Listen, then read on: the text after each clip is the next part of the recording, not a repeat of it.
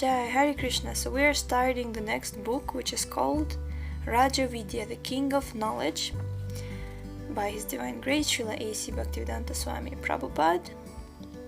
Chapter number 1, Rajavidya, the King of Knowledge. Actually, this book was like, I found this book memorable by the fact how so many shlokas that are quoted in this book, you read them and then you're like, wow, this was in Bhagavad Gita, because I read Bhagavad Gita quite a few times, and like reading this book, Prabhupada talks about the verses which like you forgot they were there, or you didn't even notice that they were there, but they are incredible verses, incredible purports. And yes, let's dive in. So chapter 1. Shri Bhagavan Uvacha idam tu te guhyatamam pravakshyam yana suyave gyanam vigyana sahitam yajgyatva moksha se shubhat. The Supreme Lord said, My dear Arjuna, because you are never envious of me, I shall impart to you this most secret wisdom, knowing which you shall be relieved of the miseries of material existence. Bhagavad Gita 9.1. The opening words of the 9th chapter of Bhagavad Gita indicate that the Supreme Godhead is speaking. Here, Shri Krishna is referred to as Bhagavan. Bhaga means opulences, and Van means one who possesses. We have some conception of God, but in the Vedic literature there are definite descriptions and definitions of what is meant by God. And what is meant is described in one word, Bhagavan. Bhagavan possesses all opulences, the totality of knowledge, wealth, power, beauty, fame, and renunciation. When we find someone who possesses these opulences in full, we are to know that he is God. There are many rich, wise, famous, beautiful, and powerful men, but not one man can claim that he possesses all of these opulences. Only Krishna claims to possess them in totality. Bhoktaram yagyatapasam sarvaloka maheshwaram suhridam sarvabhutanam gyatva mam shantim richati. Quote, the sages, knowing me as the ultimate purpose of all sacrifices and austerities, the Supreme Lord of all planets and demigods, and the benefactor and well-wisher of all living entities, attain peace from the fangs of material miseries. The pangs of material miseries. Unquote, Bhagavad Gita 5.29. Here Krishna proclaims that he is the enjoyer of all activities and the proprietor of all planets, Sarvaloka Maheshwaram. An individual may possess a large tract of land, and he may be proud of his ownership, but Krishna claims to possess all planetary systems. Krishna also claims to be the friend of all living entities, Suhridam Sarva Bhutanam. When a person understands that God is the proprietor of everything, the friend of everyone, and the enjoyer of all, right? He becomes very peaceful. This is the actual peace formula. No one can have peace as long as he thinks, I am the proprietor. Who is capable of claiming proprietorship? Only a few hundred years ago, the Red Indians were considered to be the proprietors of America. Today, we in our turn are claiming that proprietorship. But in 400 or 1,000 years, perhaps, someone else will come to claim the same. The land is here, and we come here and falsely claim ourselves to be proprietors of it. This philosophy of fake proprietorship is not in line with Vedic injunctions. Sri Ishopanishad states that everything, animate or inanimate, that is within the universe is controlled and owned by the Lord. Ishavasyam idam sarvam. The truth of this statement is factual, but under illusion we are thinking that we are the proprietors. In actuality, God owns everything, and therefore He is called the richest. Of course, there are many men who claim to be God. In India, for instance, at any time, one has no difficulty in finding at least 12 people claiming to be God. But if you ask them if they are the proprietor of everything, they will find this difficult to answer. This is a criteria by which we can understand who God is. God is the proprietor of everything, and being so, He must be more powerful than anyone or anything else. When Krishna was personally present on this earth, no one could conquer Him. There's no record of His ever having lost a battle. He belonged to a Kshatriya warrior family, and the Kshatriyas are meant to give protection to the weak. As far as his opulence is concerned, he married 16,108 wives. Every wife had her own separate palace, and Krishna expanded himself 16,108 times in order to enjoy them all. This may seem difficult to believe, but it is stated in Srimad Bhagavatam, and the great sages of India recognize this as scripture and recognize Krishna as God. In the first verse of this 9th chapter, by the word Guhyatamam, Shri Krishna intimates that he is imparting the most confidential knowledge to Arjuna. Why is he proclaiming this to Arjuna? It is because Arjuna is anasuyu, non-envious. In the material world, if someone is greater than us, we are envious. We're not only envious of one another, but of God. Also, when Krishna says, "I am the proprietor," we disbelieve it. But this is not the case with Arjuna, who listens to Krishna without envy. Arjuna does not cavil with Krishna, but agrees with whatever he says. This is his special qualification, and this is the way of understanding Bhagavad Gita. It is not possible to understand what God is by our own mental speculations. We have to hear, and we have to accept. Because Arjuna is not envious, Krishna speaks this special knowledge to him. Haribol. This is not only theoretical knowledge, but practical knowledge, Vijnana Sahitam. Whatever knowledge we receive from Bhagavad Gita should not be taken for sentimentality or fanaticism.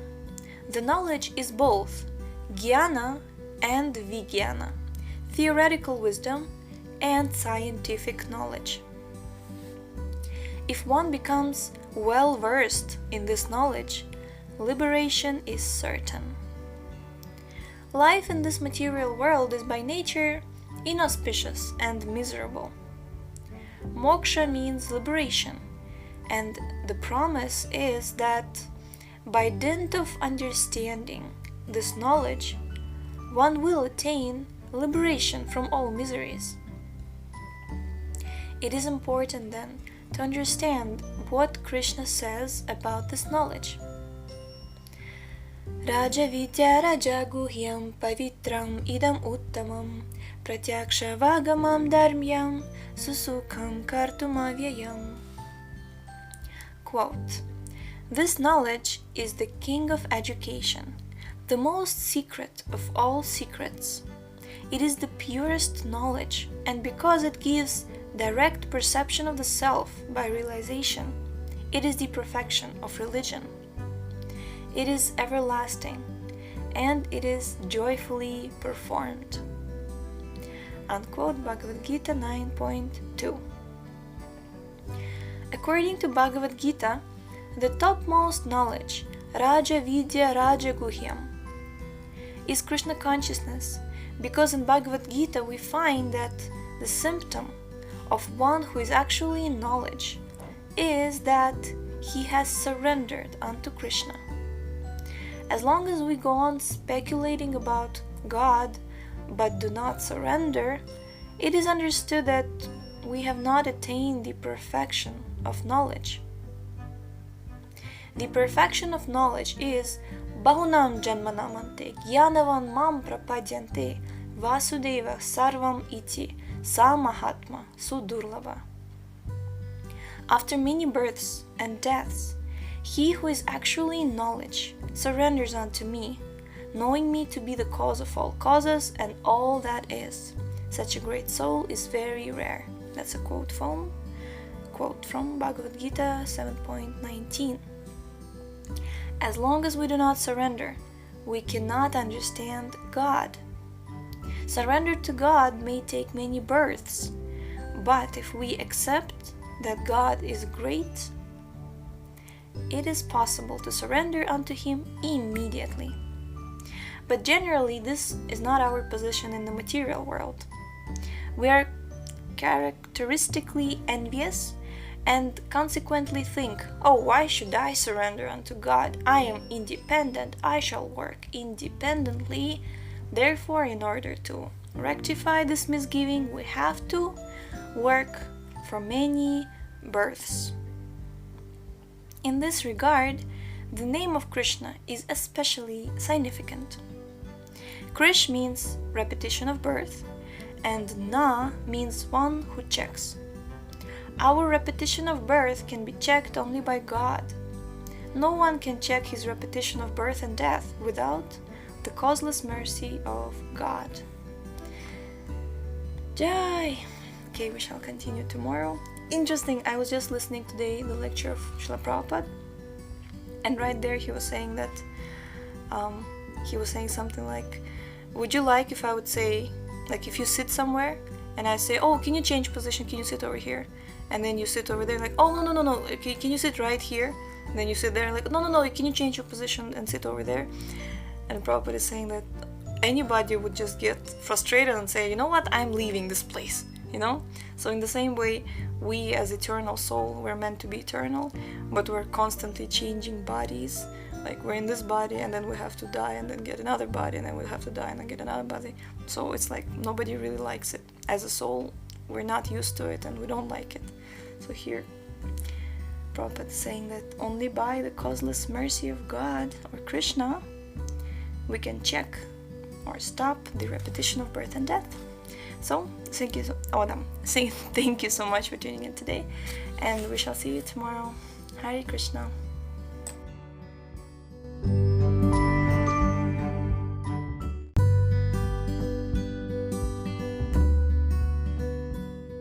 Hare Krishna, and we are continuing the book called Rajavidya, the King of Knowledge, by His Divine Grace Srila A.C. Bhaktivedanta Swami Prabhupada, page number 5.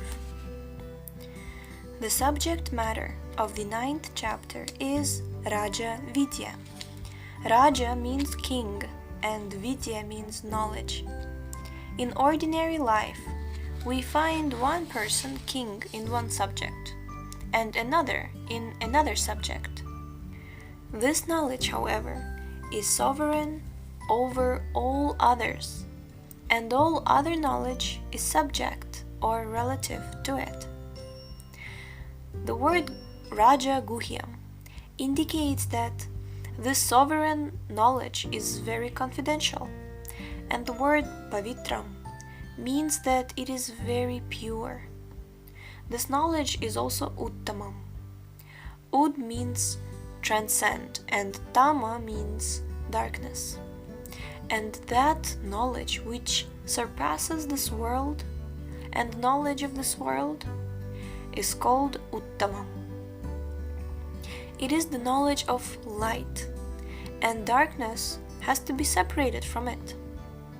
If one follows this path of knowledge, he will personally understand how far he has progressed down the path of perfection. Pratyaksha-vagamam dharmyam. Susukham kartum indicates that this knowledge is very happy and joyful to execute. And avyayam indicates that this knowledge is permanent. We may work in this material world for education or riches, but these things are not avyayam. For as long as this body is finished, everything else is also finished. For as soon as this body is finished, everything else is also finished. With death, our education, advanced degrees, bank balances, family, everything, all are finished. Whatever we're doing in this material world is not eternal. However, this knowledge is not like that. Nehabhikrama nashosti pratyavayo navidyate svalpam apyasya dharmasya trayate mahato bhayat.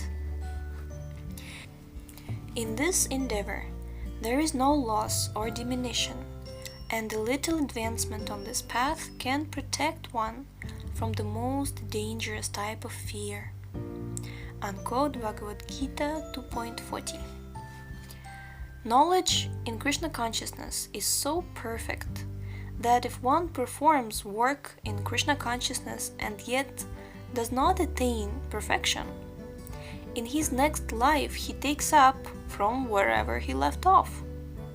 In other words, actions performed in Krishna consciousness are durable. On the other hand, material achievements, because they pertain to the body, are vanquished at death. Knowledge that pertains to designations does not endure. I'm thinking that I am a man, or I am a woman, an American or Indian, a Christian or Hindu. These are all designations pertaining to the body, and when the body is finished, they will also be finished.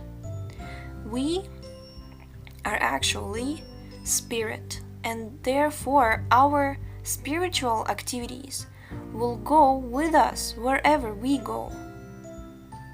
Shri Krishna indicates that this king of knowledge is also happily performed. We can easily see that activities in Krishna consciousness are joyfully done. There is chanting and dancing, eating prasadam, food that has been offered to Krishna, and discussing Bhagavad Gita. These are main processes. There are no stringent rules and regulations that we have to sit so straight for so long, or to do so many gymnastics, or control our breath. No, the process is very easy and happily done. Everyone wants to dance, to sing, to eat, and to hear the truth. This process is truly susukham, very happy. In the material world, there are so many gradations of education. Some people never finish grammar school or high school, whereas others go on and receive a university education, a BA, MA, PhD, and so on. But what is this rajavidya, the king of education, the summum bonum of knowledge? It is this Krishna consciousness. Real knowledge is understanding what I am. Unless we come to the point of understanding what we are, we cannot attain real knowledge. When Sanatana Goswami left his government post and came to Chaitanya Mahaprabhu for the first time, he asked the Lord, "What is education?" Although Sanatana Goswami knew a number of languages, including Sanskrit, he still inquired about real education. The general populace calls me highly educated, Sanatana Goswami said. He told the Lord. And I am such a fool that I actually believe them. The Lord replied, why should you not think you're well educated? You're a great scholar in Sanskrit and Persian. That may be, Sanatana Goswami said, but I do not know what I am. He then went on to tell the Lord, I do not wish to suffer, but these material miseries are forced upon me. I neither know where I've come from, nor where I'm going, but people call me educated. When they call me a great scholar, I am satisfied, but in truth, I am such a great fool that I know not what I am. Sanatana Goswami was actually speaking for all of us, for this is our present situation. We may be proud of our academic education, but if asked what we are, we're not able to say. Everyone is under the conception that this body is the self, but we learn from Vedic sources that this is not so. Only after realizing that we are not these bodies can we enter into real knowledge and understand what we actually are. This, then, is the beginning of knowledge. Rajavidya may be further defined as not only knowing what one is, but acting accordingly. If we do not know who we are, how can our activities be proper? If we are mistaken about our identity, we will also be mistaken about our activities. Simply knowing that we are not these material bodies is not sufficient. We must act according to the conviction that we are spiritual. Action based on this knowledge, spiritual activity, is work in Krishna consciousness. This kind of knowledge may not seem to be so easily attainable, but it is made very easy by the mercy of Krishna and Lord Chaitanya Mahaprabhu, who made this knowledge easily available through the process of chanting Hare Krishna, Krishna Krishna, Hare Hare, Hare Rama, Rama Rama, Hare Hare.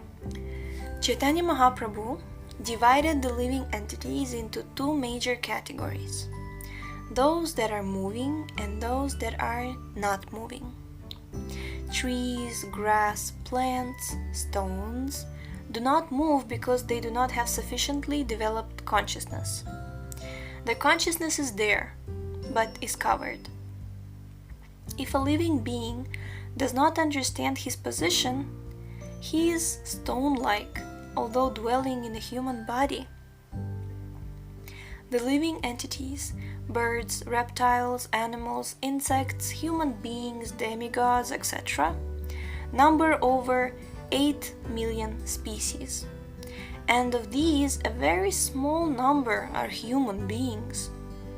Lord Chaitanya further points that out of 400,000 species of human beings, some are civilized. And out of many civilized persons, there are only a few who are devoted to the scriptures. In the present day, most people claim to be devoted to some religion: Christian, Hindu, Muslim, Buddhist, etc. But in fact, they do not really believe in scriptures. Those who do believe in scriptures are by and large attached to pious philanthropic activities. They believe that religion means yagya, sacrifice, dana, charity, and tapas, penance. One who engages in tapasya undertakes voluntarily very rigid regulations, such as brahmachari students, celibates, or sannyasis, renounced order, undertake? Charity means voluntarily giving away one's material possessions. In the present age, there is no sacrifice, but from historical literatures like the Mahabharata, we get information that kings performed sacrifices by distributing rubies, gold, and silver. Yagya was primarily for kings, and charity on a much smaller scale was meant for householders. Those who actually believed in scriptures usually adopted some of these principles. But generally, in this age, people simply say that they belong to a religion, but in actuality do nothing. Out of millions of such people, a very small number actually perform charity, sacrifice, and penance. Chaitanya Mahaprabhu further points out that out of millions who perform such religious principles all over the universe, only a few attain perfect knowledge and understand what they are. Just knowing I am not this body, but I am spirit soul is not sufficient. We have to escape this entanglement of material nature. This is called mukti, or liberation. Out of many thousands of persons who are in self-knowledge as to what and who they are, only one or two may be actually liberated. And out of so many thousands who are liberated, only one or two may understand who and what Krishna is. So understanding Krishna is not such an easy job. Thus, in this age of Kali, an age characterized by ignorance and chaos, liberation is out of the reach of practically everyone. One has to go through the whole ordeal of becoming civilized, then religious, then one has to perform charities and sacrifice and come to the platform of knowledge, then to the stage of liberation, and finally after liberation to the understanding of what Krishna is. This process is also indicated in Bhagavad Gita. Brahma bhuta prasannatma na shochati na kankshati samah sarveshu bhuteshu mad bhaktim labate param. One who is thus transcendentally situated at once realizes the Supreme Brahman. He never laments or desires to have anything. He is equally disposed to every living entity. In that state, he attains pure devotional service unto me. Unquote Bhagavad Gita 18.54. These are the signs of liberation. The first symptom of one who is liberated is that he is very happy. It is not possible to find him morose, nor does he have any anxiety. He never frets, this thing I don't have, oh I must secure this thing, oh this bill I have to pay, I have to go there, I have to go here. One who is liberated has no anxieties at all. He may be the poorest man in the world, but he neither laments nor thinks that he is poor. Why should he think that he is poor? When we think that we are these material bodies and that we have possessions to go with them, then we think that we are poor or rich. But one who is liberated from the material conception of life has nothing to do with possessions or lack of possessions. I have nothing to lose and I have nothing to gain, he thinks. I am completely separate from all of this. Nor does he see anyone else as rich or poor, educated or uneducated, beautiful or ugly, etc. He does not see any material dualities, for his vision is completely on the spiritual platform, and he sees that every living entity is part and parcel of Krishna. Thus, seeing all entities in their true identity, he tries to take them back to Krishna consciousness. Jai.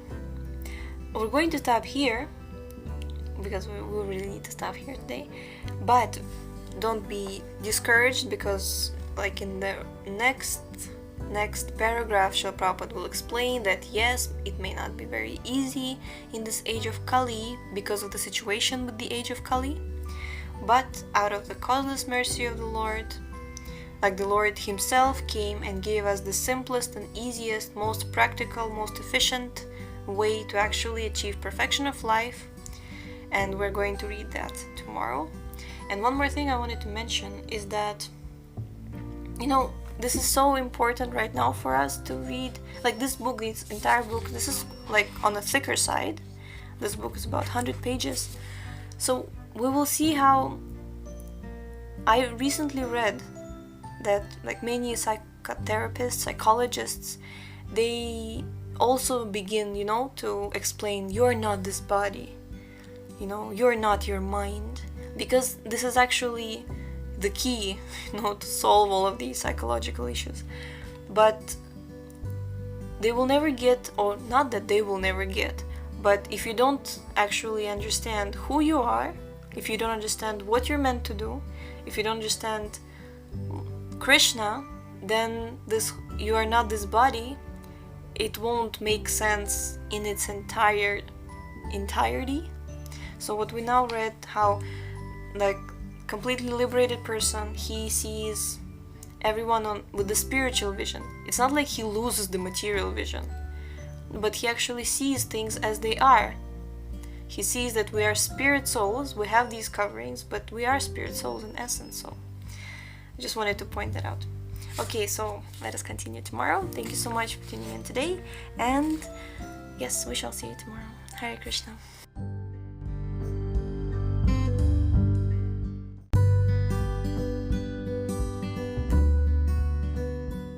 Hare Krishna. So we are continuing the book called Rajavidya, the King of Knowledge, by His Divine Grace, Srila A.C. Bhaktivedanta Swami Prabhupada, page number 12. So we stopped yesterday at the point where we discussed how the spiritually liberated person, he doesn't see any material dualities, his vision is completely on the spiritual platform, he sees all living entities in their true identity, he tries to take them back to Krishna consciousness. So continuing from that point, his viewpoint is that everyone, whether he be Brahmana or Shudra, black or white, Hindu, Christian, or whatever, should come to Krishna consciousness. When one is situated in this way, then mad bhaktim labate param, he becomes eligible for becoming a pure devotee of Krishna's. Practically speaking, this process is not very easy in this age of Kali. In Srimad Bhagavatam, a description is given of the people of this age. Their duration of life is said to be very short. They tend to be phlegmatic and slow, and to sleep a great deal. And when they're not sleeping, they're busy earning money. At the most, they only have 2 hours a day for spiritual activities. So, what is the hope for spiritual understanding? It is also stated that even if one is anxious to make spiritual progress, there are many pseudo-spiritual societies to take advantage of him. This is so true, isn't it? Especially nowadays. Like if you just say the word spiritual, people are like, oh no, thank you, I get lost. Seriously, pseudo-spiritual societies, Kali Yuga, Haribol. People are also characterized in this age as being unfortunate. They have a great deal of difficulty meeting the primary demands of life: eating, defending, mating, and sleeping. Necessities which are met even by the animals. Even if people are meeting these necessities in this age, they are always anxious about war, either defending themselves from aggressors or having to go to war themselves. In addition to this, there are always disturbing diseases and economic problems in Kali Yuga. Therefore, goodness gracious, this is like the description of 2020, isn't it? Oh, Govinda. Therefore, Lord Sri Krishna considered that in this age it is impossible for people to come to the perfectional stage of liberation by following the prescribed rules and regulations.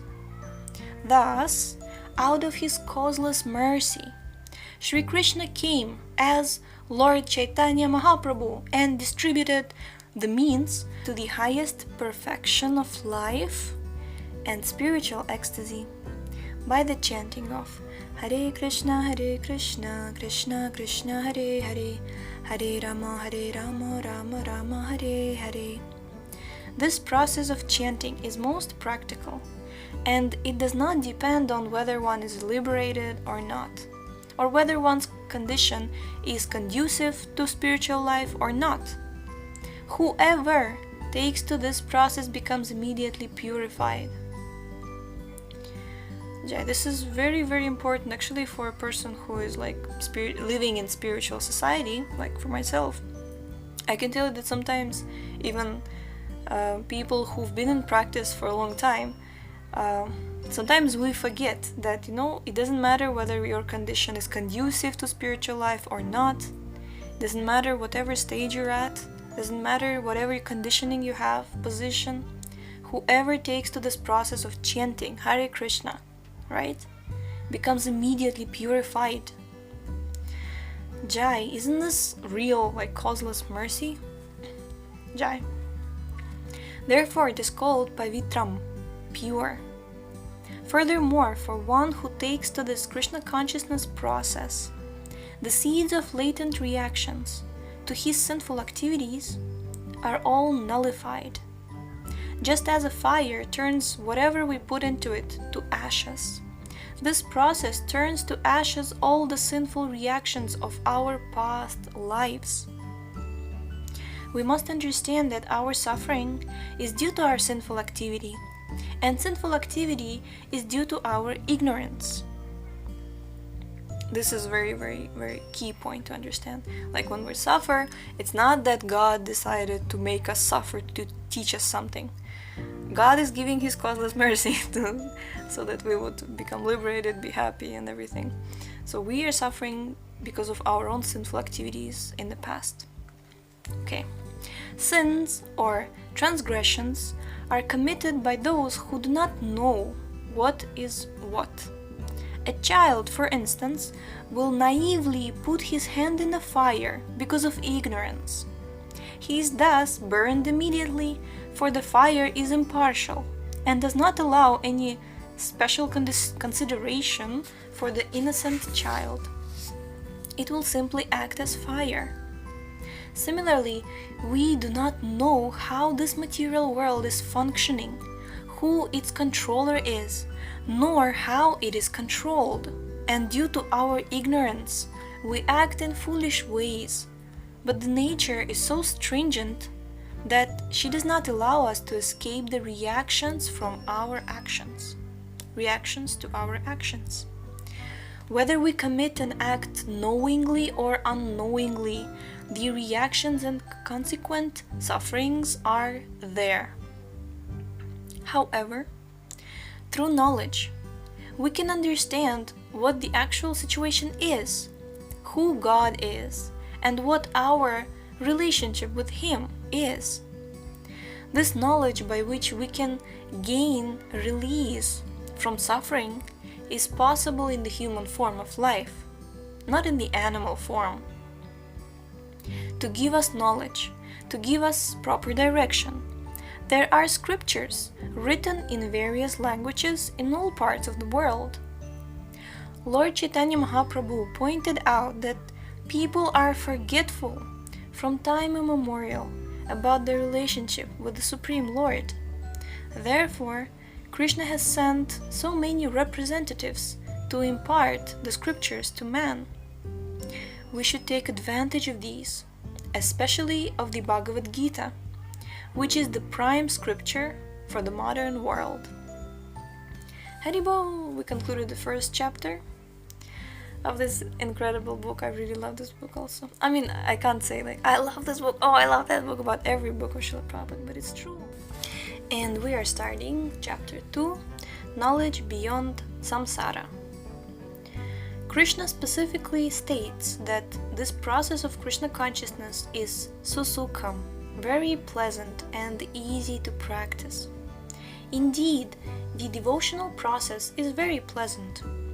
We melodiously sing with instruments, and someone will listen and also join Sravanam Kirtanam. Of course, the music should be in relation with the Supreme Lord, in glorification of Him.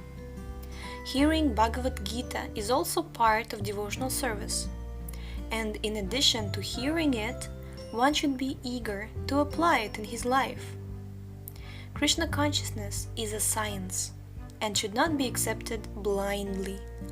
There are 9 processes of devotional service recommended: hearing, chanting, remembering, worshipping, praying, serving, engaging as a servitor of the Lord, establishing friendly relations with the Lord, offering everything to the Lord. These are all easy to practice and should be joyfully performed. Of course, if one thinks that Bhagavad Gita and the Hare Krishna mantra are part of the Hindu system and doesn't want to accept them because of this, he can nonetheless attend the Christian church and sing there. There is no difference between this process and that process. The point is, whatever process one follows, he must become God conscious. God is neither Muslim nor Hindu nor Christian. He is God. Nor are we to be considered Hindu, Muslim, or Christian. These are bodily designations. We are all pure spirit, part and parcel of the Supreme. God is pavitram, pure, and we are also pure. Somehow or other, however, we have fallen into this material ocean, and as the waves toss, we suffer. Actually, we have nothing to do with the tossing waves of material miseries. We must simply pray, Krishna, please pick me up. As soon as we forget Krishna, the ocean of illusion is there, and it at once captures us. The chanting of the Hare Krishna is most important in order to escape from this ocean. Hare Krishna, Krishna Krishna, Hare Hare, Hare Rama, Rama Rama, Hare Hare, is a sound, Shabda, that is non-different from Krishna. The sound Krishna and the original Krishna are the same. When we chant Hare Krishna and dance, Krishna is also dancing with us.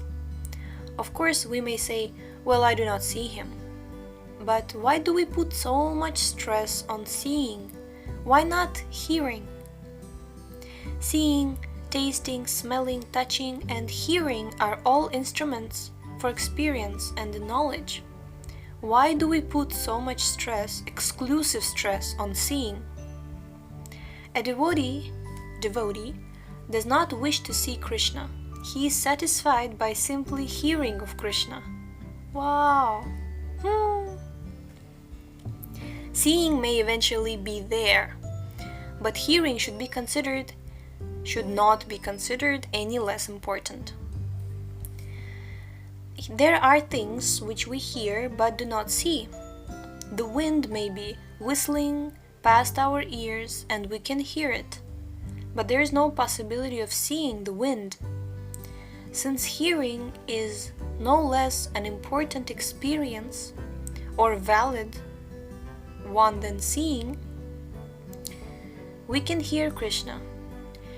and realize his presence through sound. Sri Krishna himself says, "I am not there in my abode or in the heart of the meditating yogi, but where my pure devotees are singing." We can feel the presence of Krishna as we actually make progress. Jai, I would really like to conclude on this point. Such a beautiful point, seeing Krishna, meaning feeling the presence of Krishna through the sound. Haribo. So thank you so much for tuning in. The link is in the description, by the way. It's already there. So please read along and share it with your friends, and we shall see you in the next episode. Hare Krishna.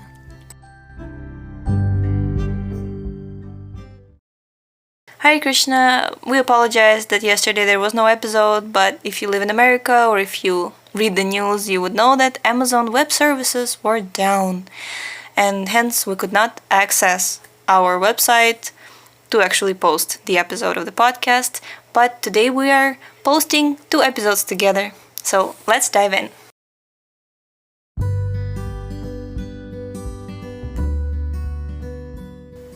Hare Krishna. So we are continuing reading this beautiful book called Rajavidya, the King of Knowledge, by His Divine Grace Srila A.C. Bhaktivedanta Swami Prabhupada, page number 17. It is not that we should simply take things from Krishna and offer him nothing. Everyone is taking something from God, so why not give anything, something? We are taking from Krishna so much light, air, food, water, and so on. Unless these resources are supplied by Krishna, no one can live. Is it love to simply keep taking and taking and taking without ever offering anything in return? Love means taking and giving also. If we just take from someone and give him nothing in return, that is not love, it is exploitation.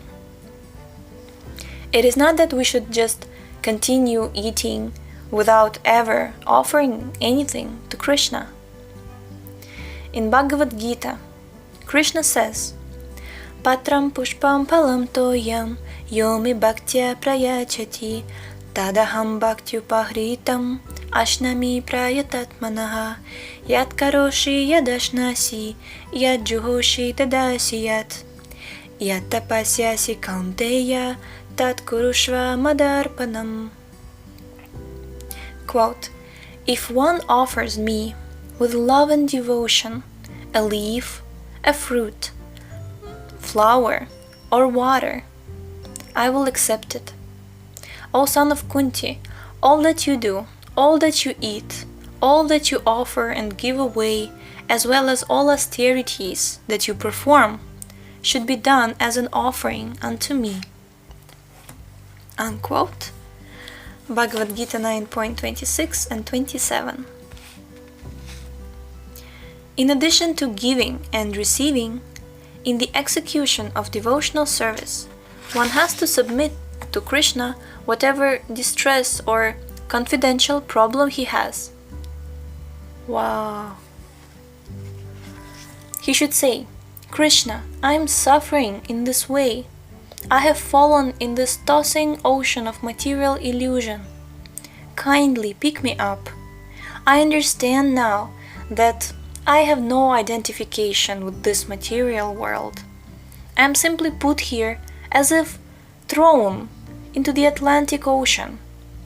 I may not in any way identify with the Atlantic Ocean, but I am subject to the tossing of the ocean. Actually, I am a spiritual spark, a fragmental part of you." Unquote. Wow, this is so beautiful. Wow. To our misfortune, we try to identify with this ocean and stop its tossing. We must not try to stop the tossing. It is not possible. In any case, the tossing will go on, for that is the law of material nature. Only the foolish try to adjust to this world. The real problem is how to get out of it. Those who do attempt to adjust and who never turn to Krishna are continually subject to transmigration in the ocean of birth and death. Ashradadhanah purusha dharmasya parantapa aprapya mam nivartante mrityu samsara vartmani. Quote, those who are not faithful on the path of devotional service cannot attain me, O conqueror of foes, but return to birth and death in this material world. Bhagavad Gita 9.3, unquote. By definition, religion is that which connects us with God. If it is not capable of connecting us with God, it is no religion. Religion means searching for God, understanding God, and establishing a relationship with Him. This is religion. Those who are engaged in devotional service are acting for Krishna or God, and since in this way there is connection with God, Krishna consciousness is a religion. It is not possible to manufacture a religion. A true religion must come from an authorized source. And that source is either God or his representative. Religion has been called the law of God. It is not possible for a person to manufacture a state law. The law is there, and it is given by the state. One may create some bylaws for his own society, but these laws must be sanctioned by the law of the state. Similarly, if we wish to make some principle of religion, it must be sanctioned by the Vedic authority. Bhagavad Gita is also religion. Great authorities like Ramanujacharya, Madhavacharya, Vishnu Swami, Lord Chaitanya, Shankaracharya, and so many others have accepted Bhagavad Gita as the supreme principle of religion, and Krishna as the supreme personality of Godhead. There is no doubt about it. In the West also, Bhagavad Gita is accepted as a great book of philosophy, and many great scholars and philosophers in the West have read it and commented upon it. Despite acceptance by the scholars and acharyas, there are persons who do not accept Bhagavad Gita and who have no faith. They do not accept it at all as authority, for they think that it is some sentimental exaggeration by a man known as Krishna. Thus, Krishna states in the above quoted verse that those who reject Bhagavad Gita as authority cannot have any connection with him, and because they have no relation to him, they remain in the cycle of birth and death. Aprapya mam nivartante mrityu samsara vartmani. Being subjected to samsara, the cycle of birth and death, does not guarantee that one will necessarily get a similar facility for understanding Bhagavad Gita in the next life. One may not necessarily be born again as human being, or in America, or in India, or even on this planet. There's no certainty. It all depends on our work. On the path of birth and death, we take our birth, remain for some time, enjoy or suffer, then give up this body.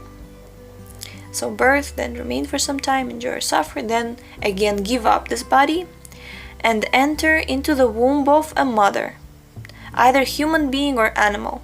Then prepare another body to come out and begin our work again. This is called Mrityu Samsara Vartmani. If one wants to avoid this path, he must take to Krishna consciousness. When Yudhishthir Maharaj was asked, "What is the most wonderful thing in the world?" he replied, "The most wonderful thing is that every day, every moment, people are dying, and yet everyone thinks that death will not come for him. Every minute and every second we experience that living entities are going to the temple of death. Man, insects, animals, birds, everyone is going. This world, therefore, is called Mrityu Loka, the planet of death. Every day there are obituaries, and if we bother to go to the cemetery or crematorium grounds, we can validate them. Yet, everyone is thinking somehow or other I'll live. Everyone is subject to the law of death, yet no one takes it seriously. This is illusion. Thinking we will live forever. We go on doing whatever we like, feeling that we will never be held responsible. This is a very risky life, and it is the densest part of illusion. We should become very serious and understand that death is waiting. We have heard the expression, as sure as death. This means that in this world, death is the most certain thing. No one can avoid it. When death comes, no longer will our puffed up philosophy or advanced degrees help us. At that time, our stout and strong body and our intelligence, which don't care for anything, are vanquished. At that time, the fragmental portion, Jivatma, comes under the dictation of material nature. And Prakriti, nature, gives us the type of body for which we are fit. If we want to take this risk, we can avoid Krishna. If we don't want to take it, Krishna will come to help us. Wow, this is such a strong and powerful conclusion of the second chapter. So we shall begin the third chapter tomorrow, and it's called Knowledge of Krishna's Energies. So thank you so much for tuning in today, and the link to this book is in the description, and we shall see you next time. Hare Krishna.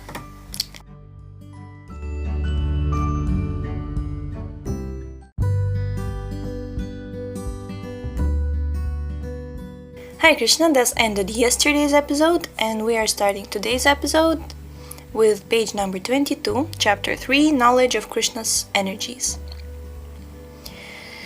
It may be noted at this point that the 9th chapter of Bhagavad Gita is especially meant for those who have already accepted Sri Krishna as the Supreme Personality of Godhead. In other words, it is meant for his devotees. If one does not accept Sri Krishna as the Supreme, this 9th chapter will appear as something different from what it actually is. As stated in the beginning, the subject matter of the 9th chapter is the most confidential material in the entire Bhagavad Gita. If one doesn't accept Krishna as the Supreme, he will think the chapter will be a mere exaggeration. This is especially the case with the verses dealing with Krishna's relationship with his creation.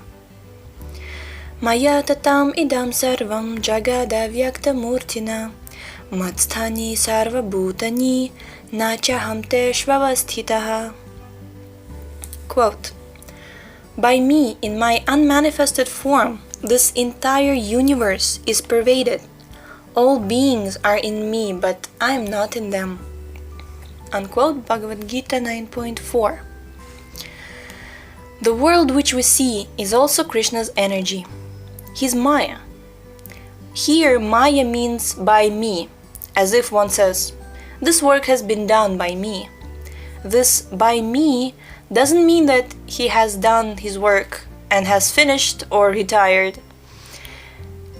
If I start a large factory and I say, the factory was started by me, in no case should it be concluded that I am lost or in any way not present. Although a manufacturer may refer to his products as being manufactured by me, it does not mean that he personally created or constructed his product, but that the product was produced by his energy. Similarly, if Krishna says, whatever you see in the world was created by me, we are not to suppose that he is no longer existing. It is not very difficult to see God everywhere in his creation, for he is everywhere present. Just as in the Ford factory, the workers see Mr. Ford in every corner, those who are conversant with the science of Krishna can see him in every atom of the creation. Everything is resting on Krishna. Mat sthani sarva bhutani. But Krishna is not there. Na chaham teshvavastitaha. Krishna and his energy are non-different, yet the energy is not Krishna. The sun and the sunshine are not different, but the sunshine is not the sun.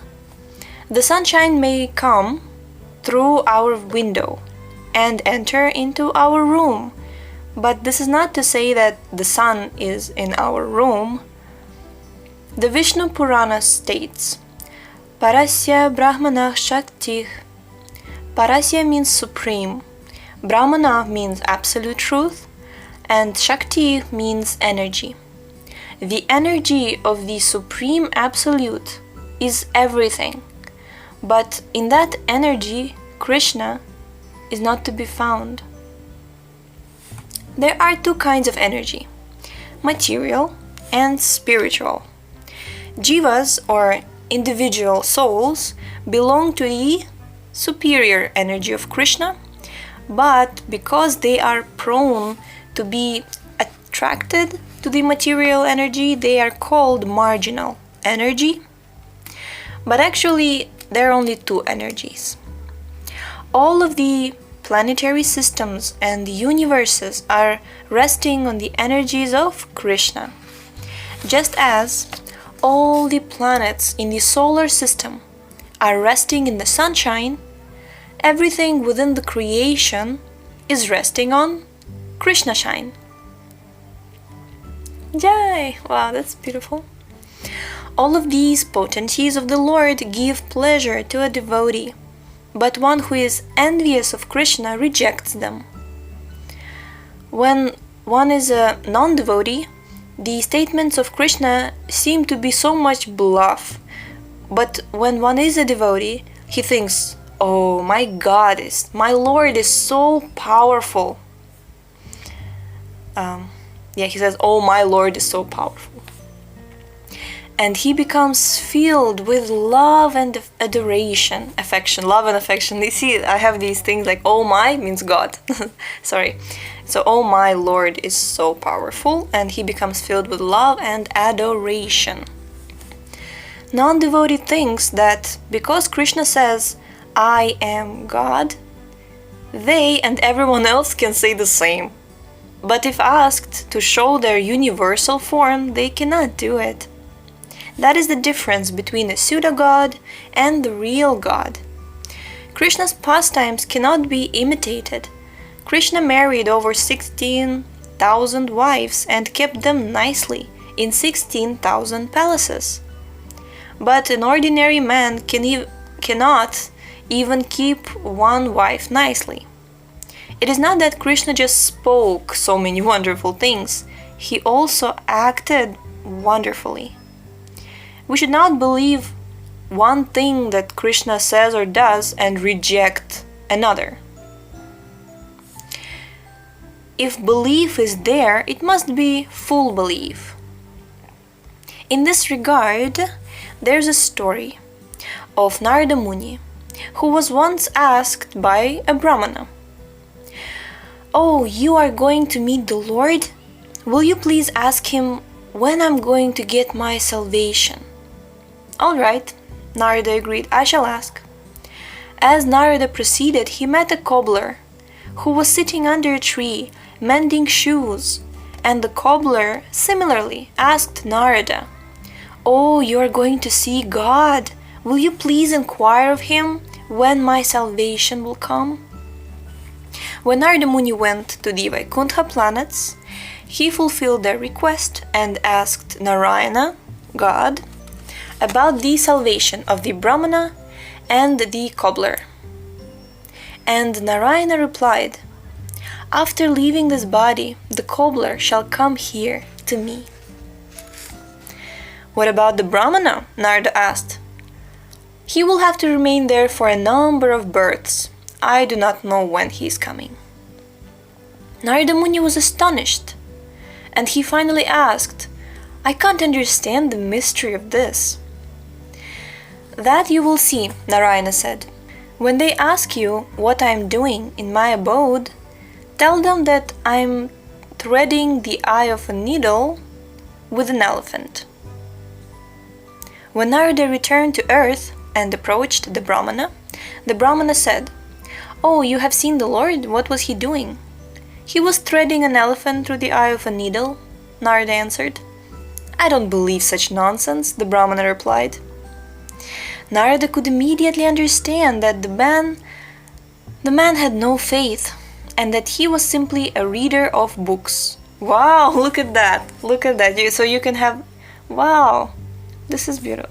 I've heard this story, of course, like many times, but this particular thing that Narada Muni understood, that he was just simply a reader of books, right?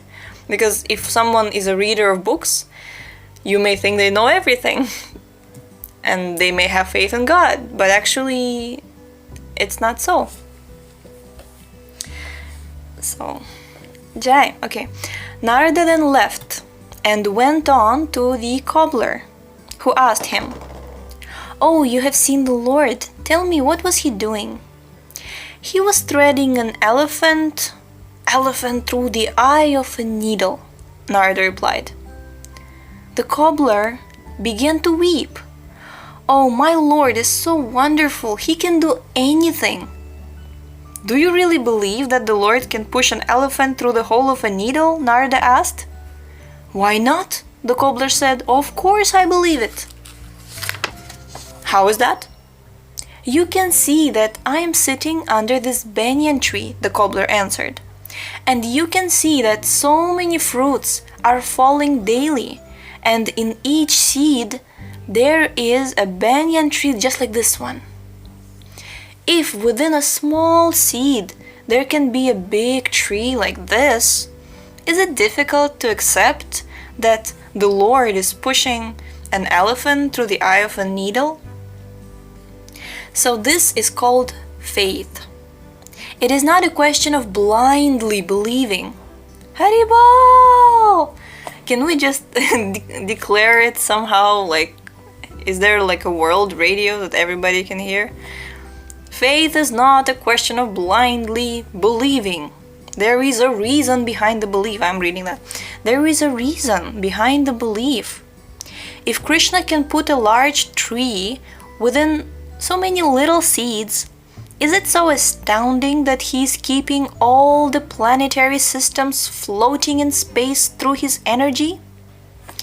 Although scientists may think that the planets are being held in space simply by nature alone, behind nature there is the Supreme Lord. Nature is acting under his guidance. As Sri Krishna states, this verse is so important to actually understand, and I know it by heart only because I read it so many times in the 7th canto in the purports, in the commentaries. So let's read it. It's a super awesome, super important verse. Maya dyakshena prakritih suyate sacharacharam hetunanena kaunteya jagadvi parivartate. Quote, this material nature is working under my direction, O son of Kunti, and is producing all moving and unmoving beings. By its rule, this manifestation is being created and annihilated again and again. unquote. Bhagavad Gita 9.10. Maya Dyakshena means under my supervision. Material nature cannot act so wonderfully unless the Lord's hand is behind it. We cannot give any example of material things automatically moving. Matter is inert, and without the spiritual touch, there is no possibility of its acting. Matter cannot act independently or automatically. Machines may be very wonderfully constructed, but unless a man touches that machine, it cannot work. And what is that man? He is a spiritual spark. Without spiritual touch, nothing can move. Therefore, everything is resting on Krishna's impersonal energy. Krishna's energy is impersonal, but he is a person. We often hear of persons performing wonderful actions, yet despite their energetic accomplishments, they still remain persons. If this is possible for human beings, why isn't it possible for the Supreme Lord? We are all persons. But we are all dependent upon Krishna, the Supreme Person. We have often seen pictures of Atlas, a stout man bearing a large planet on his shoulders and struggling very hard to hold it up. We may think that because Krishna is maintaining the universe, he is struggling under its burden like Atlas, but this is not the case. Nachamatstani bhutani pashyame yogamaishvaram bhutabrin nacha bhutostho mamatma bhutabhavanaha. And yet everything that is created does not rest in me. Behold my mystic opulence. Although I am the maintainer of all living entities, and although I am everywhere, still, myself is the very source of creation. Bhagavad Gita 9.5. Yes, we're going to stop here for today, and tomorrow we shall continue with the knowledge of Krishna's energies. So thank you so much for tuning in. And yeah, sorry about yesterday. This is out of our control, but we were praying that Amazon does its best and returns the servers back to normal, and they're working again, and hopefully they will continue to work stably. So, Hare Krishna, and we'll see you next time.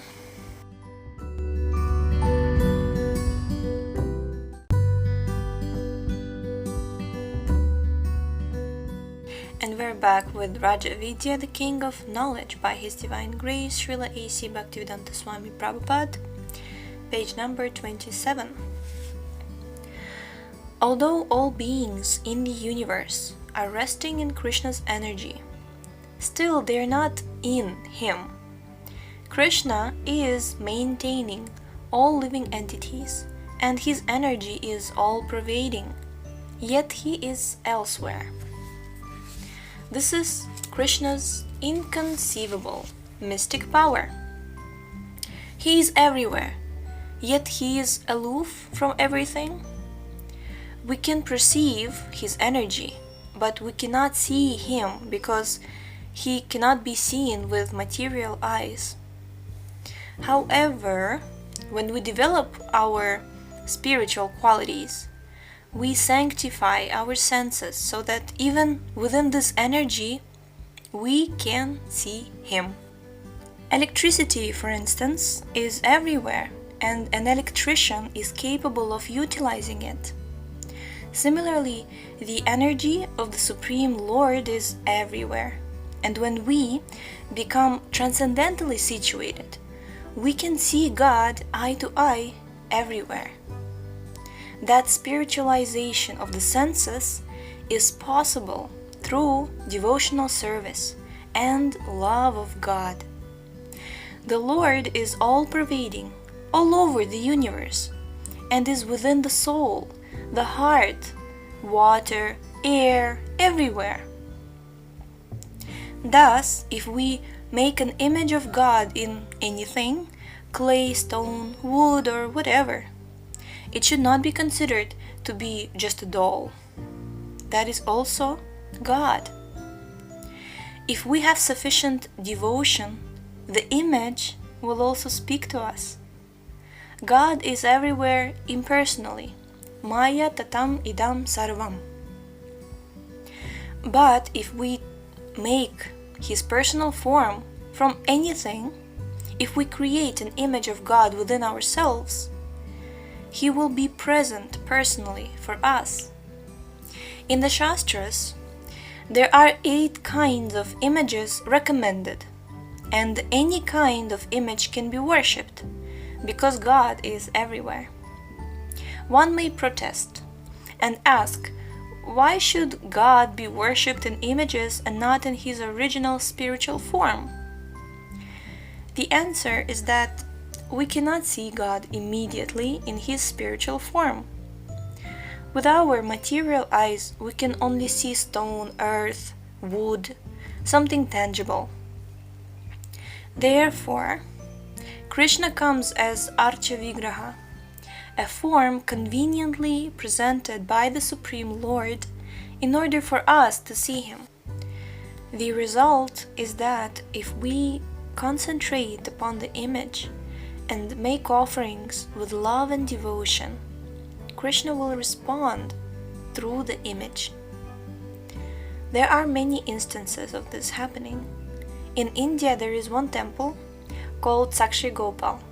Krishna is often called Gopal. The Gopala Murti, or the statue, was at one time located in a temple in Vrindavan. Once, 2 brahmanas, one old and one young, went to visit Vrindavan on pilgrimage.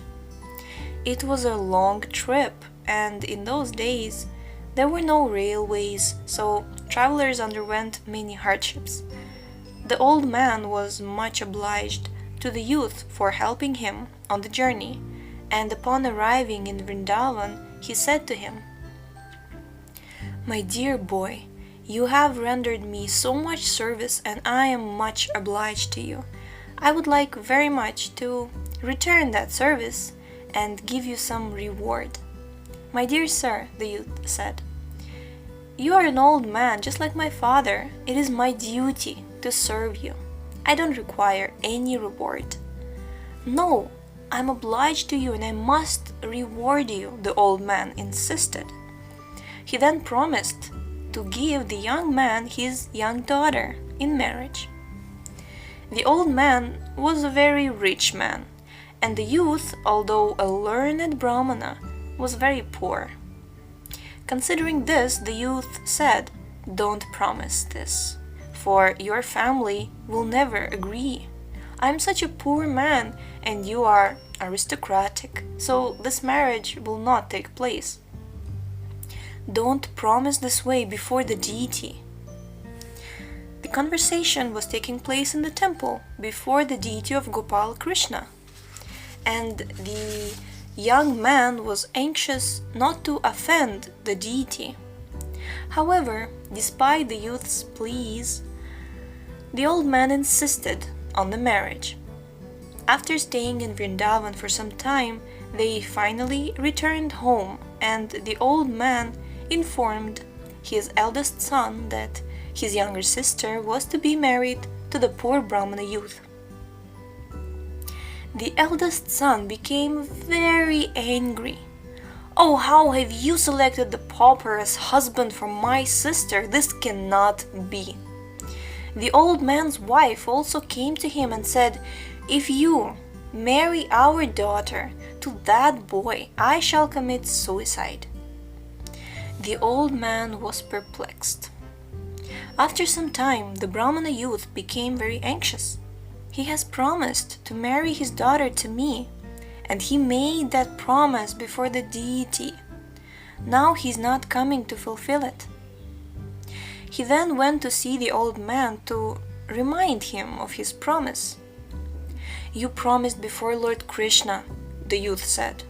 "Are you not fulfilling that promise? How is that?" The old man was silent. He began praying to Krishna, for he was perplexed. He didn't want to marry his daughter to the youth and cause such great trouble within his family. In the meantime, the elder son came out and began to accuse the Brahmana youth. "You have plundered my father in the place of pilgrimage. You gave him some intoxicant and took all his money, and now you are saying that he has promised to offer you my youngest sister? You rascal!" In this way there was much noise, and people began to gather. The youth could understand that the old man was still agreeable, but that the family was making it difficult for him. People began to gather about because of the noise which the elder son was raising. And the Brahmana youth began to exclaim to them that the old man made this promise before the deities, but that he could not fulfill it because the family was objecting. The eldest son, who was an atheist, suddenly interrupted the youth and said, "You say that the Lord was witnessing? Well, if he comes and bears witness to this promise of my father's, you can have my sister in marriage." The youth replied, "Yes, I shall ask Krishna to come as a witness." He was confident that God would come. An agreement was then made before everyone that the girl would be given in marriage if Krishna came from Vrindavan as a witness to the old man's promise. The Brahmana youth returned to Vrindavan and began to pray to Gopal Krishna.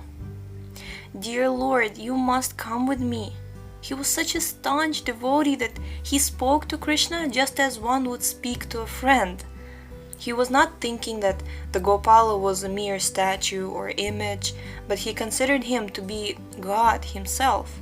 Suddenly, the deity spoke to him. "How do you think that I can go with you? I am statue. I can't go anywhere." "Well, if a statue can speak, he can also walk," the boy replied. "All right then," the deity said finally. "I shall go with you, but on one condition. In no case shall you look back to see me. I will follow you, and you will know that I'm following by the jingle of my leg bangles,"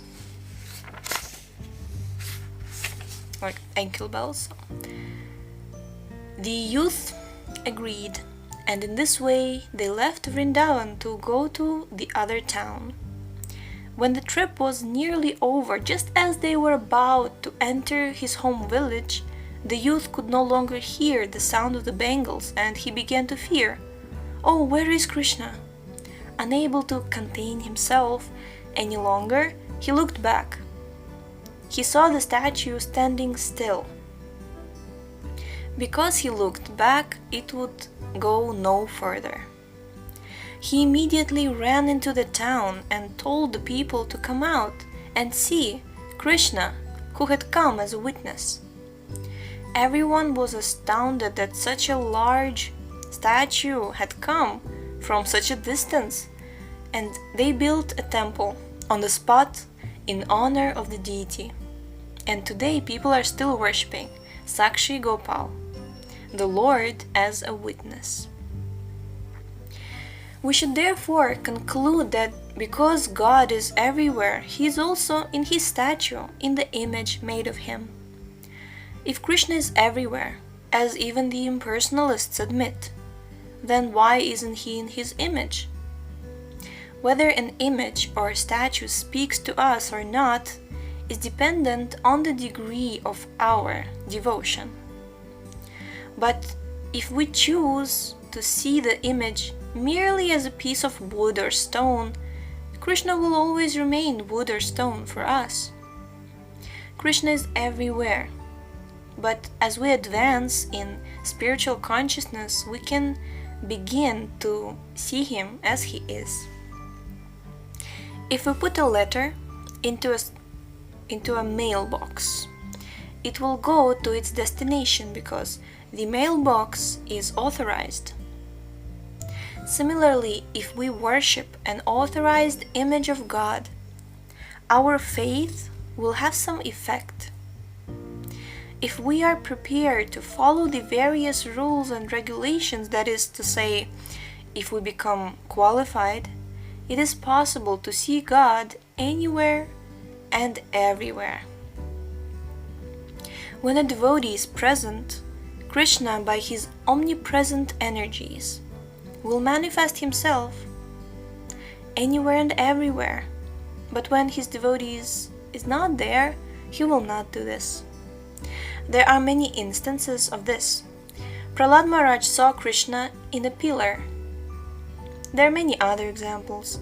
Krishna is there. All that is required is our qualification to see him.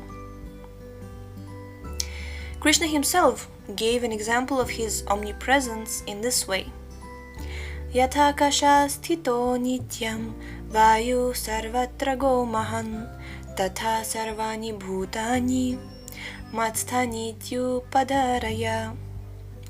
As the mighty wind blowing everywhere always rests in ethereal space, know that in the same manner all beings rest in me. Unquote Bhagavad Gita 9.6. Everyone knows that the wind blows within space, and on earth it is blowing everywhere. There's no place where there's no air or wind. If we wish to drive out air, we have to create a vacuum artificially by some machine. Just as the air is blowing everywhere in space, so everything is resting within Krishna. If this is the case, when the material creation is dissolved, where does it go? Sarva bhutani kaunteya prakritim yanti mamikam kalpakshaye punastani kalpadao visrijam yaham. Quote, O son of Kunti, at the end of the millennium, every material manifestation enters into my nature, and at the beginning of another millennium, by my potency, I again create. Unquote Bhagavad Gita 9.7. Krishna sets his nature, Prakriti, into motion, as one may wind up a clock, and when nature unwinds, it is absorbed into the Lord. The spiritual creation, however, is not like this, for it is permanent. In the material creation, everything is temporary.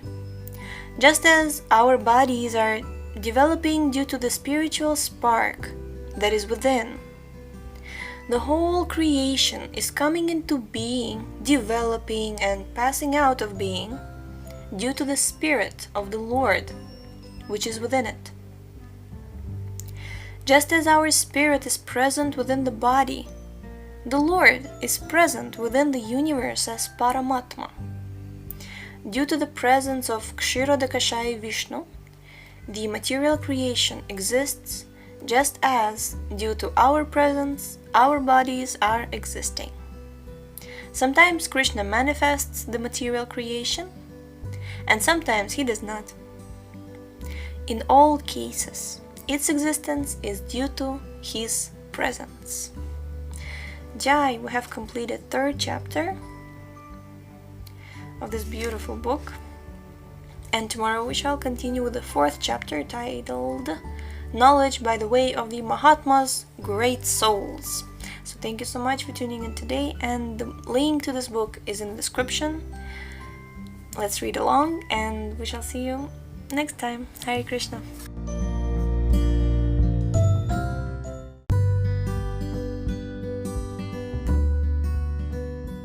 Hare Krishna, and we're back with Rajavidya, the King of Knowledge, by His Divine Grace, Srila A.C. Bhaktivedanta Swami Prabhupada.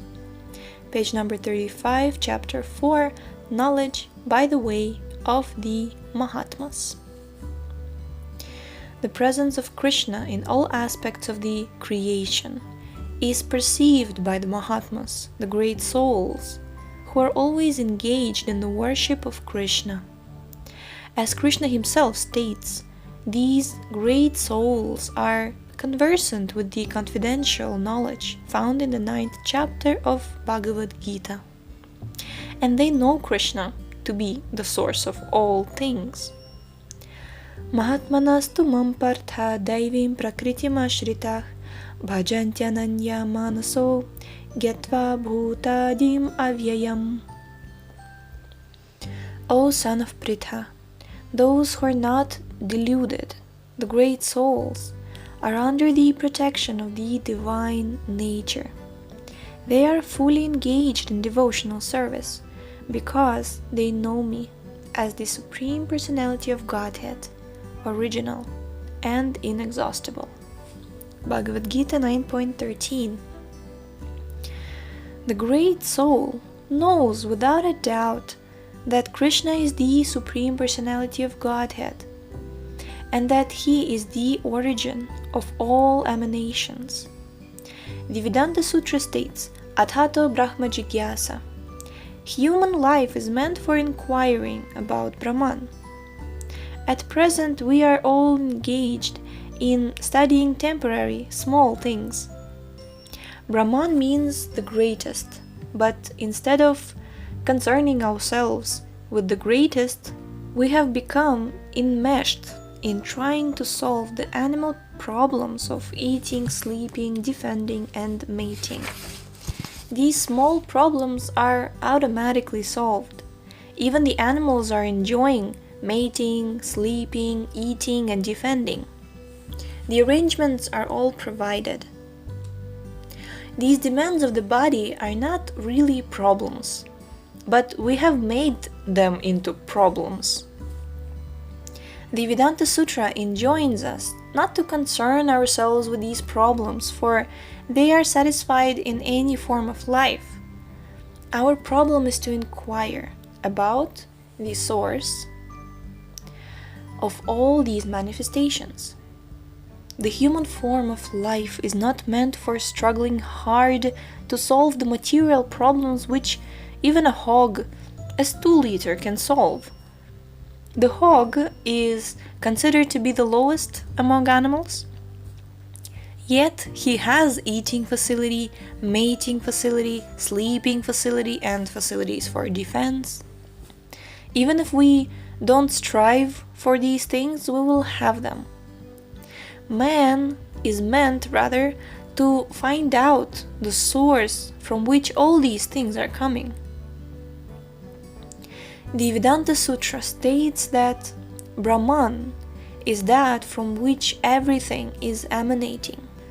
Janmadyasya yataha. Philosophers, scientists, yogis, jnanis, and transcendentalists are all trying to find out the ultimate source of everything. This source is given in Brahma Samhita, Sarva Karana Karanam. Krishna is the cause of all causes. Understanding Krishna to be the primal source of everything, how do the great souls act? Krishna himself characterizes them in this way.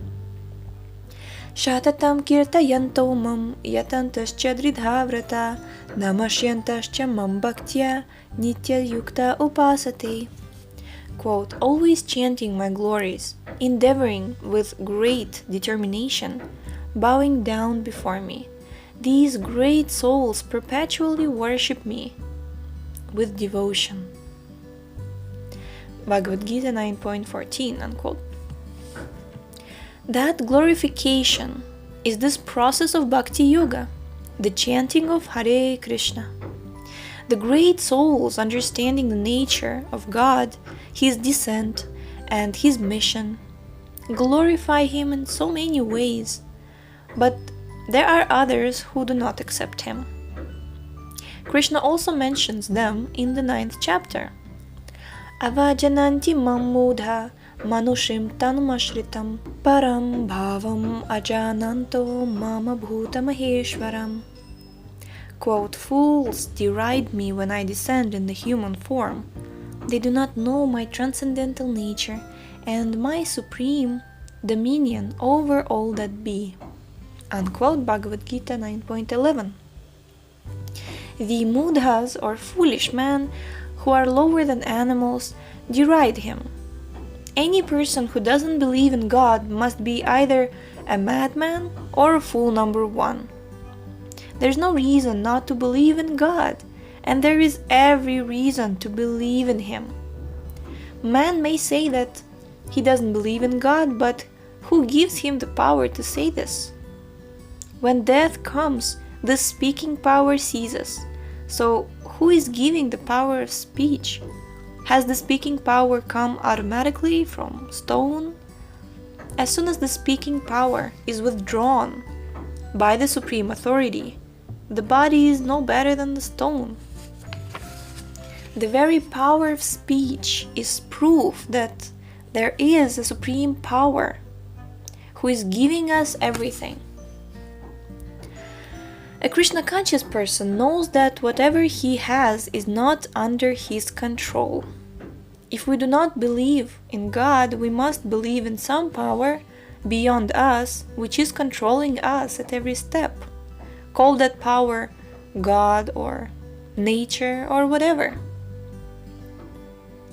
There is a controlling power in the universe, and no sane man can deny it. Haribol! Krishna was present on this earth and appeared just like a human being with supernatural power. At that time, however, 99% of the people could not recognize him as God. They could not recognize him because they had no eyes to see. Param bhavam ajanantah. How is it possible to recognize God? He can be recognized through supernatural power, by the evidence of authorities, and by scriptural evidence. As far as Krishna is concerned, every Vedic authority has accepted him as God. When he was present on earth, his activities displayed were superhuman. If one does not believe this, it is to be concluded that he will not believe whatever evidence is given. One must also have the eyes to see God. God cannot be seen by material senses, therefore the bhakti yoga process is the process of purifying the senses, so that we will be able to understand what and who God is. We have power of seeing, hearing, touching, tasting, and so on, but if these senses are blunt, we cannot understand God. The process of Krishna consciousness is the process of training these senses through regulative principles, specifically through the chanting of Hare Krishna. Sri Krishna further characterizes the mudhas. Moghasha mogha karmano mogha jnana vichetasah rakshasim asurim chaiva prakritim mohinim shritah. Those who are thus bewildered are attracted by demonic and atheistic views. In that deluded condition, their hopes for liberation, their fruitive activities, and their culture of knowledge are all defeated. Bhagavad Gita 9.12. The word Moghasha indicates that the aspirations of the atheists will be baffled. The karmis or fruitive laborers are always hoping for something better to gratify their senses. There is no limit to where they will stop. They are trying to increase their bank balance and are hoping to be happy at a certain point, but that point never comes because they do not know the ultimate point of satiation. Those who are enamored by the attractions of illusory energy cannot understand the ultimate aim of life. The word mogha karmanah indicates that they are laboring very hard, but that in the end they will only meet with frustration. Unless we are established in Krishna consciousness, all of our activities will be baffled at the end. This is not the verdict of an ordinary man, but of Sri Krishna himself. If we are searching for knowledge, we should conduct research to find out whether Krishna is not God, without any objective. What is the point of thousands of years of speculation? The Supreme Lord is so vast that one cannot reach Him by mental speculation. If we travel at the speed of mind and wind for millions of years, it is not possible to reach the Supreme by speculation. There is not one single instance in which one has arrived at the Supreme Absolute Truth by means of his own mental speculation. Therefore, the word Mogha Jnana indicates that the process of mundane knowledge is bewildering. Through our own endeavor, it is not possible to see the sun after it has set. We have to wait until the sun reveals himself in the morning at sunrise. If it is not possible with our limited senses to perceive a material thing like the sun, how is it possible to perceive the non-material? We cannot find out or understand Krishna by our own endeavors. We have to qualify ourselves through Krishna consciousness and wait for Him to reveal Himself. Tesham satata yuktanam bhajatam pritipurvakam dadami buddhi yogam tam yena mamu payantite. To those who are constantly devoted and worship me with love, I give the understanding by which they can come to me. Bhagavad Gita 10.10. Jai, let's conclude today's episode with this Chatushloki. Chatushloki is like the 4 key verses of the Bhagavad Gita which have the most essential of the message given in the Bhagavad Gita. So this is one of the Chatushloki. So this is a very important verse which gives out that essence that if you are devoted and worship the Lord with your love, He gives the understanding by which you can come to Him. Jai! So, thank you so much for tuning in today, and we shall continue in the next episode tomorrow. The link to this book is in the description, so please check it out and read along with us, and we shall see you next time. Haribol.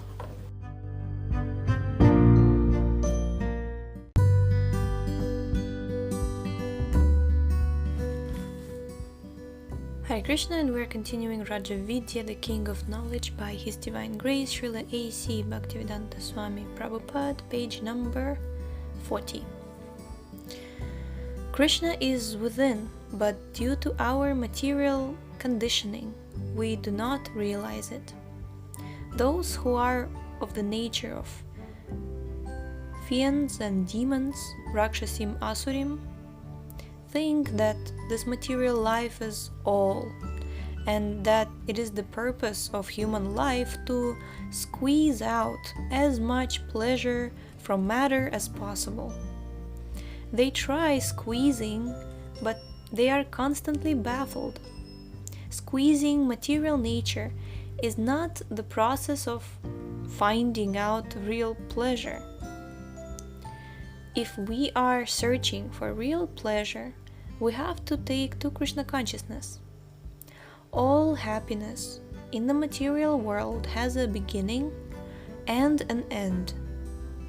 But happiness in Krishna is unlimited, and there is no end. In order to get this happiness, we simply have to sacrifice a little time and chant Hare Krishna. In former ages, the great sages and demigods used to sacrifice their whole life for realizing the Supreme, and still they would not attain success.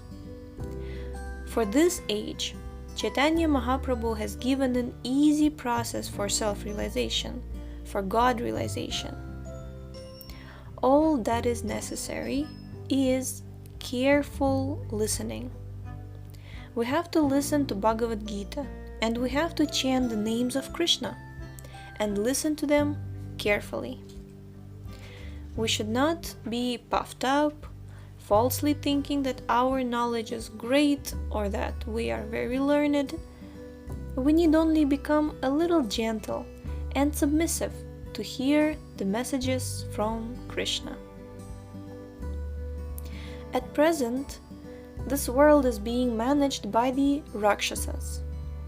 The Rakshasas are man-eaters who eat their own sons for the satisfaction of their senses. Now great regimes have been created to smash so many people for the satisfaction of the Rakshasas' senses. But they do not realize that their senses will never be satisfied in this way. Nonetheless, the Rakshasas are prepared to sacrifice everything to satisfy their whimsical desires. It is very difficult for them to understand the real situation because they are overly enamored with material civilization. Who then can understand? Who then can understand? Those who are Mahatmas, whose hearts have become magnified, understand that everything belongs to God, and I also belong to God. Such Mahatmas are not under the control of material nature. Mahatmanastu mampartha daivim prakritim ashritah. God is great, and the Mahatma's heart also becomes great by serving the great. Mahatma is not a stamp for a political leader. One cannot be stamped Mahatma. One cannot be stamped Mahatma by votes. The standard for Mahatma is given in Bhagavad Gita. The Mahatma is he who has taken shelter of the superior energy of the Lord. Of course, all energies are his, and he does not make distinctions between spiritual energy and material energy, but for the conditioned soul who is situated marginally between material energy and spiritual energy, there is a distinction. The Mahatmas see this distinction and so take shelter under the spiritual energy, Daivim Prakritim. By serving the great, the Mahatmas also become great through identifying with the superior energy, Aham Brahmasmi. I am Brahman, spirit. It is not that they become puffed up and think that they are God. Rather, if one becomes Brahman, he must show his activities in Brahman. Spirit is active, and to become Brahman is not to become inactive. Brahman is spirit, and these material bodies are active only because Brahman is within them. If we are active despite our contact with material nature, do we cease to be active when we purify ourselves of the material contamination and establish ourselves in our proper identity as pure Brahman? Realizing I am Brahman means engagement in spiritual activity, because we are spirit, and our activities are exhibited even though we are contaminated by matter. To become Brahman does not mean to become void, but to establish ourselves in the superior nature, which means superior energy and superior activities. To become Brahman means to be completely engaged in rendering devotional service to the Lord. Thus, the Mahatma understands that if service is to be rendered, it is to be to Krishna and no one else. We have so long served our senses. Now we should serve Krishna. There's no question of stopping service, for we are meant for service. Is there anyone who does not serve? If we ask the president, "Who are you serving?" he will tell us that he is serving the country. No one is devoid of service. Service we cannot stop, but we do have to redirect our service from the illusion to the reality. When this is done, we become Mahatma. This process of kirtana, kirtayantah, always chanting the glories of the Lord, is the beginning of Mahatma. That process is simplified by Lord Chaitanya Mahaprabhu, who imparted to mankind this chanting of Hare Krishna, Krishna Krishna, Hare Hare, Hare Rama, Rama Rama, Hare Hare. There are 9 different processes of devotional service, of which Sravanam, Kirtanam, hearing and chanting are the most important. Kirtanam actually means describing. We can describe with music, words, pictures. Shravanam goes hand in hand with Kirtanam, so unless we hear, we cannot describe. Shravanam, hence Shravanam diaries, Shravanam Kirtanam. We don't need any material qualifications in order to attain the Supreme. All we have to do is hear from authoritative sources and repeat accurately what we hear. Formerly, the Vedas were heard by the student from the spiritual master, and thus the Vedas became known as Shruti, meaning that which is heard.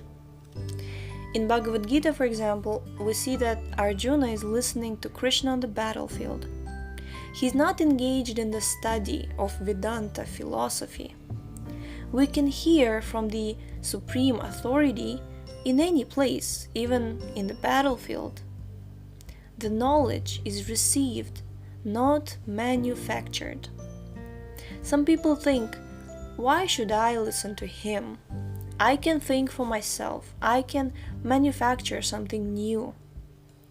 This is not the Vedic process of descending knowledge. By ascending knowledge, one tries to elevate himself by his own effort. But by descending knowledge, one receives the knowledge from a superior source. In the Vedic tradition, knowledge is imparted to the student from the spiritual master, as in Bhagavad Gita. Evam parampara praptam imam rajarshayo viduh. Submissive hearing is so powerful that simply by hearing from authoritative sources, we can become completely perfect. In becoming submissive, we become aware of our own imperfections. As long as we are conditioned, we are subject to 4 kinds of imperfections. We are sure to commit mistakes, to become illusioned, to have imperfect senses, and to cheat. Therefore, our attempt to understand the absolute truth by our faulty senses and experience is futile. We must hear from a representative of Krishna, who is a devotee of Krishna's. Krishna made Arjuna his representative because Arjuna was his devotee. Bhaktosi me sakha cheti. Bhagavad Gita 4.3. Thank you so much for tuning in today, and we shall continue in the next episode tomorrow. The link to this book is in the description, so please check it out and read along with us, and we shall see you next time. Haribol.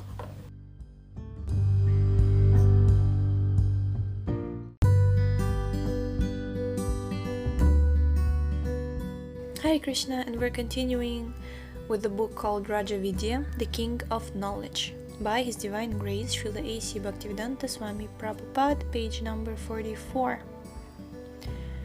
No one can become a representative of God without being a devotee of God's. One who thinks, I am God, cannot be a representative. Because we are part and parcel of God, our qualities are the same as His. And therefore, if we study these qualities in ourselves, we come to learn something of God. This is where it is. Oh my God.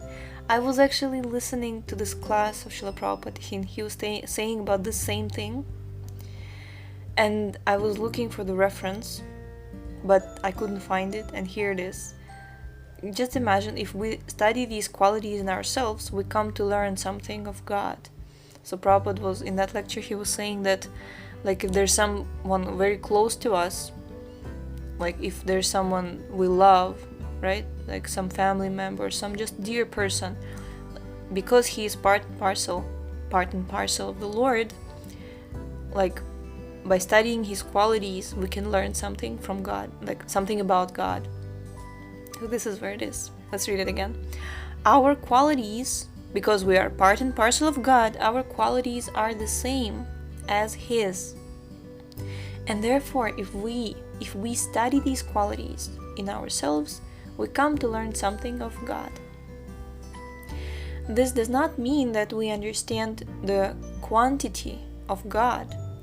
This self-realization process is one way of understanding God, but in no case can we preach, I am God. We cannot claim to be God without being able to display the powers of God. As far as Krishna is concerned, he proved that he was God by displaying so much power and by revealing his universal form to Arjuna. Krishna showed his awesome form in order to discourage people who would claim to be God. We should not be fooled by one who claims to be God, following in the footsteps of Arjuna. We should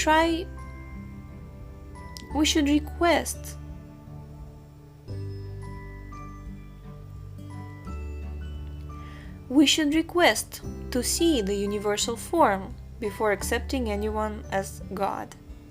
Only a fool would accept another fool as God. No one can be equal to God, and no one can be above Him. Even Lord Brahma and Shiva, the most exalted demigods, are subservient to Him and pay their respectful obeisances. Instead of trying to become God by some meditational process or other, we had better hear about God submissively and try to understand Him and our relationship to Him. The representative of God, or the incarnation of God, never claims to be God, but the servant of God. This is the sign of the bona fide representative. Let's just emphasize this: the representative of God or the incarnation of God. Like even the incarnation of the Lord, completely equal in all respects to the Lord because it's direct incarnation of the Lord. I'll give you an example. Like there is Krishna and there is his brother Balaram.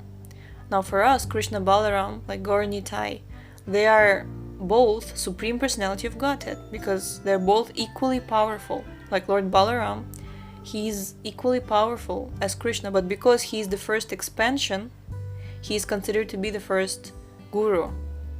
He's considered to be the servant of God. So even the Lord's expansion is the servant of God. What to speak of us, which are only part and parcel. This is a very nice point. So this is the sign of the bona fide representative. The representative of God or the incarnation of God never claims to be God, but the servant of God. Whatever we learn of God from authoritative sources can be described, and that will help us make spiritual progress. This description is called kirtana. Kirtana. If we try to repeat what we hear, we become established in knowledge.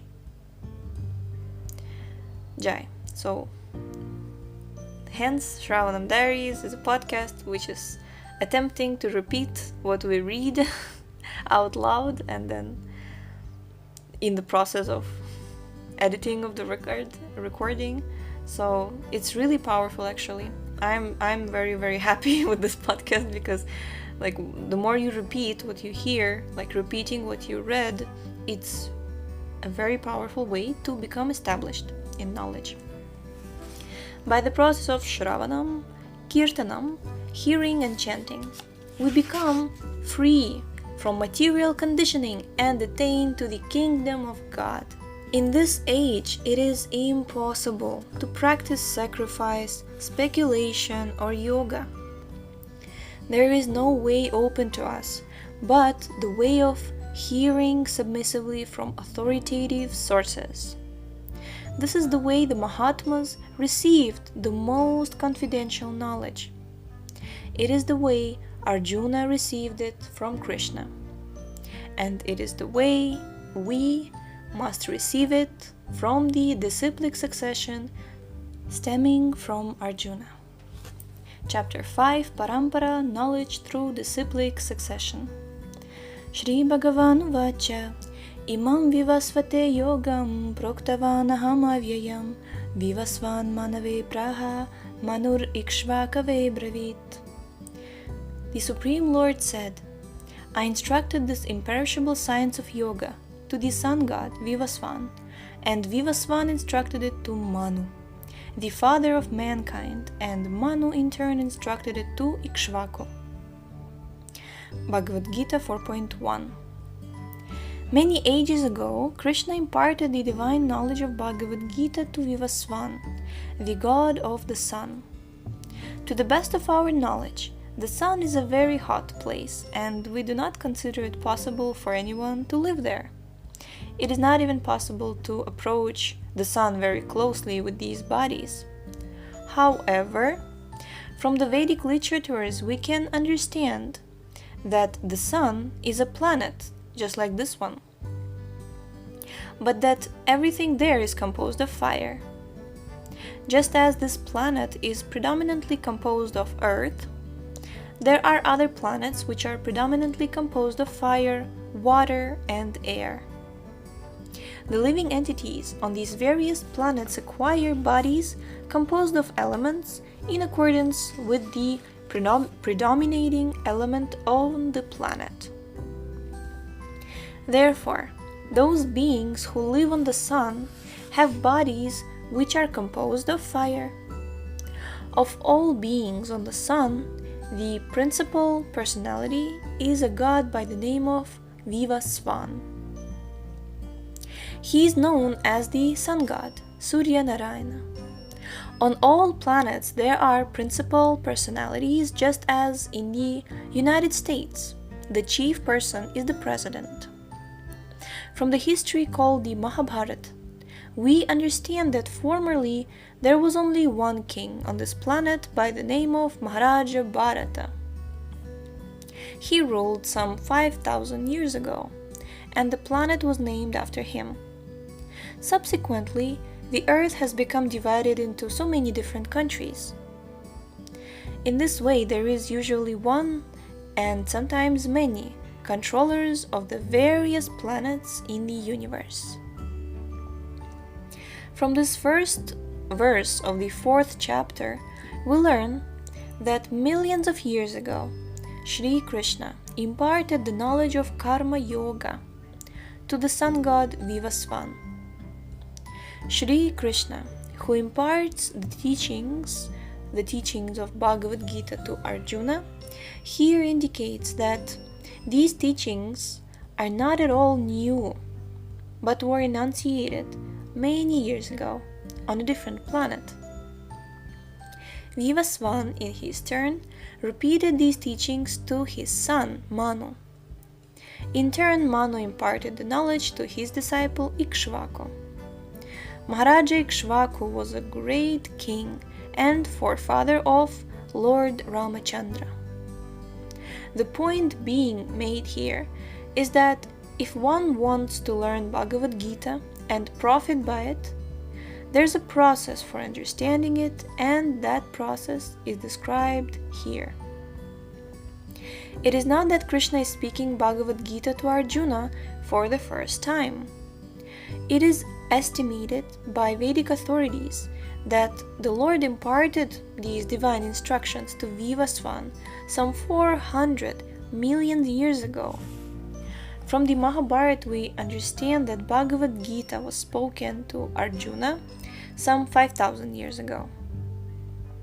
Before Arjuna, the teachings were handed down by disciplic succession, but over such a long period of time, the teachings became lost.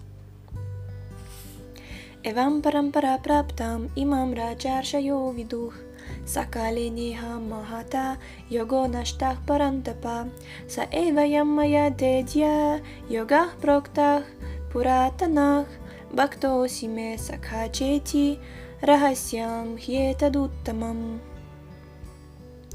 Quote, this supreme science was thus received through the chain of disciplic succession, and the saintly kings understood it in that way.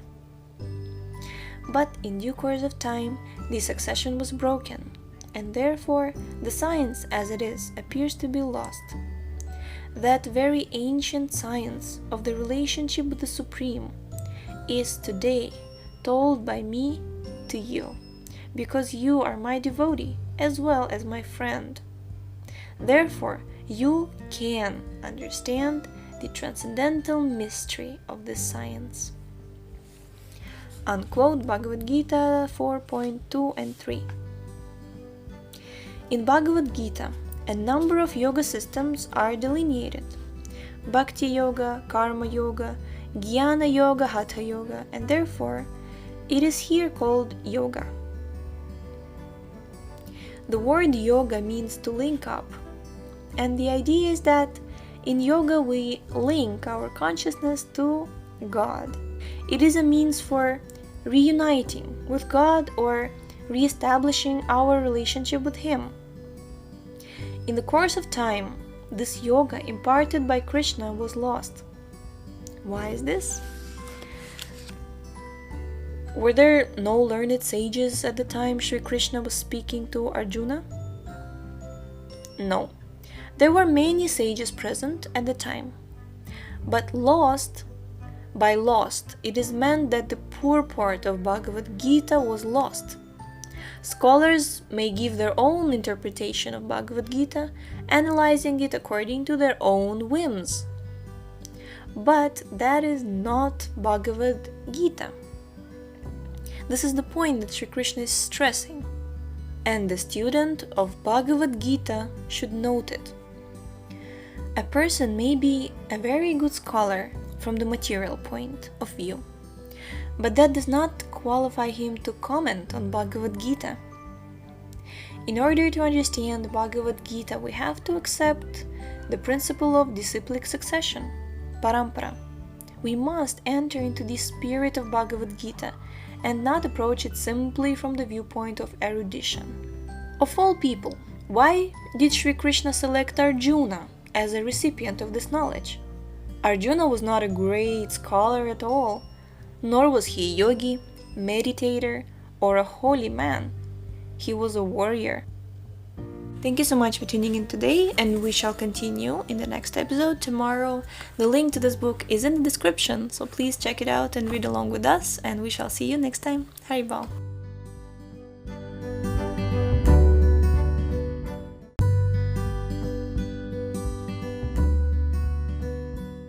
Hare Krishna everyone, and we're continuing with the book called Rajavidya, the King of Knowledge, by His Divine Grace Srila A.C. Bhaktivedanta Swami Prabhupada, page number 50.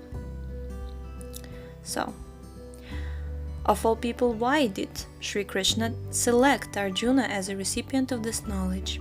Arjuna was not a great scholar at all, nor was he a yogi, meditator, or a holy man.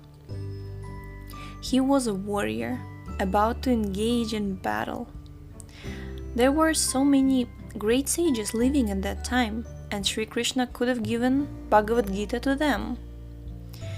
The answer is that, despite being an ordinary man, Arjuna had one great qualification.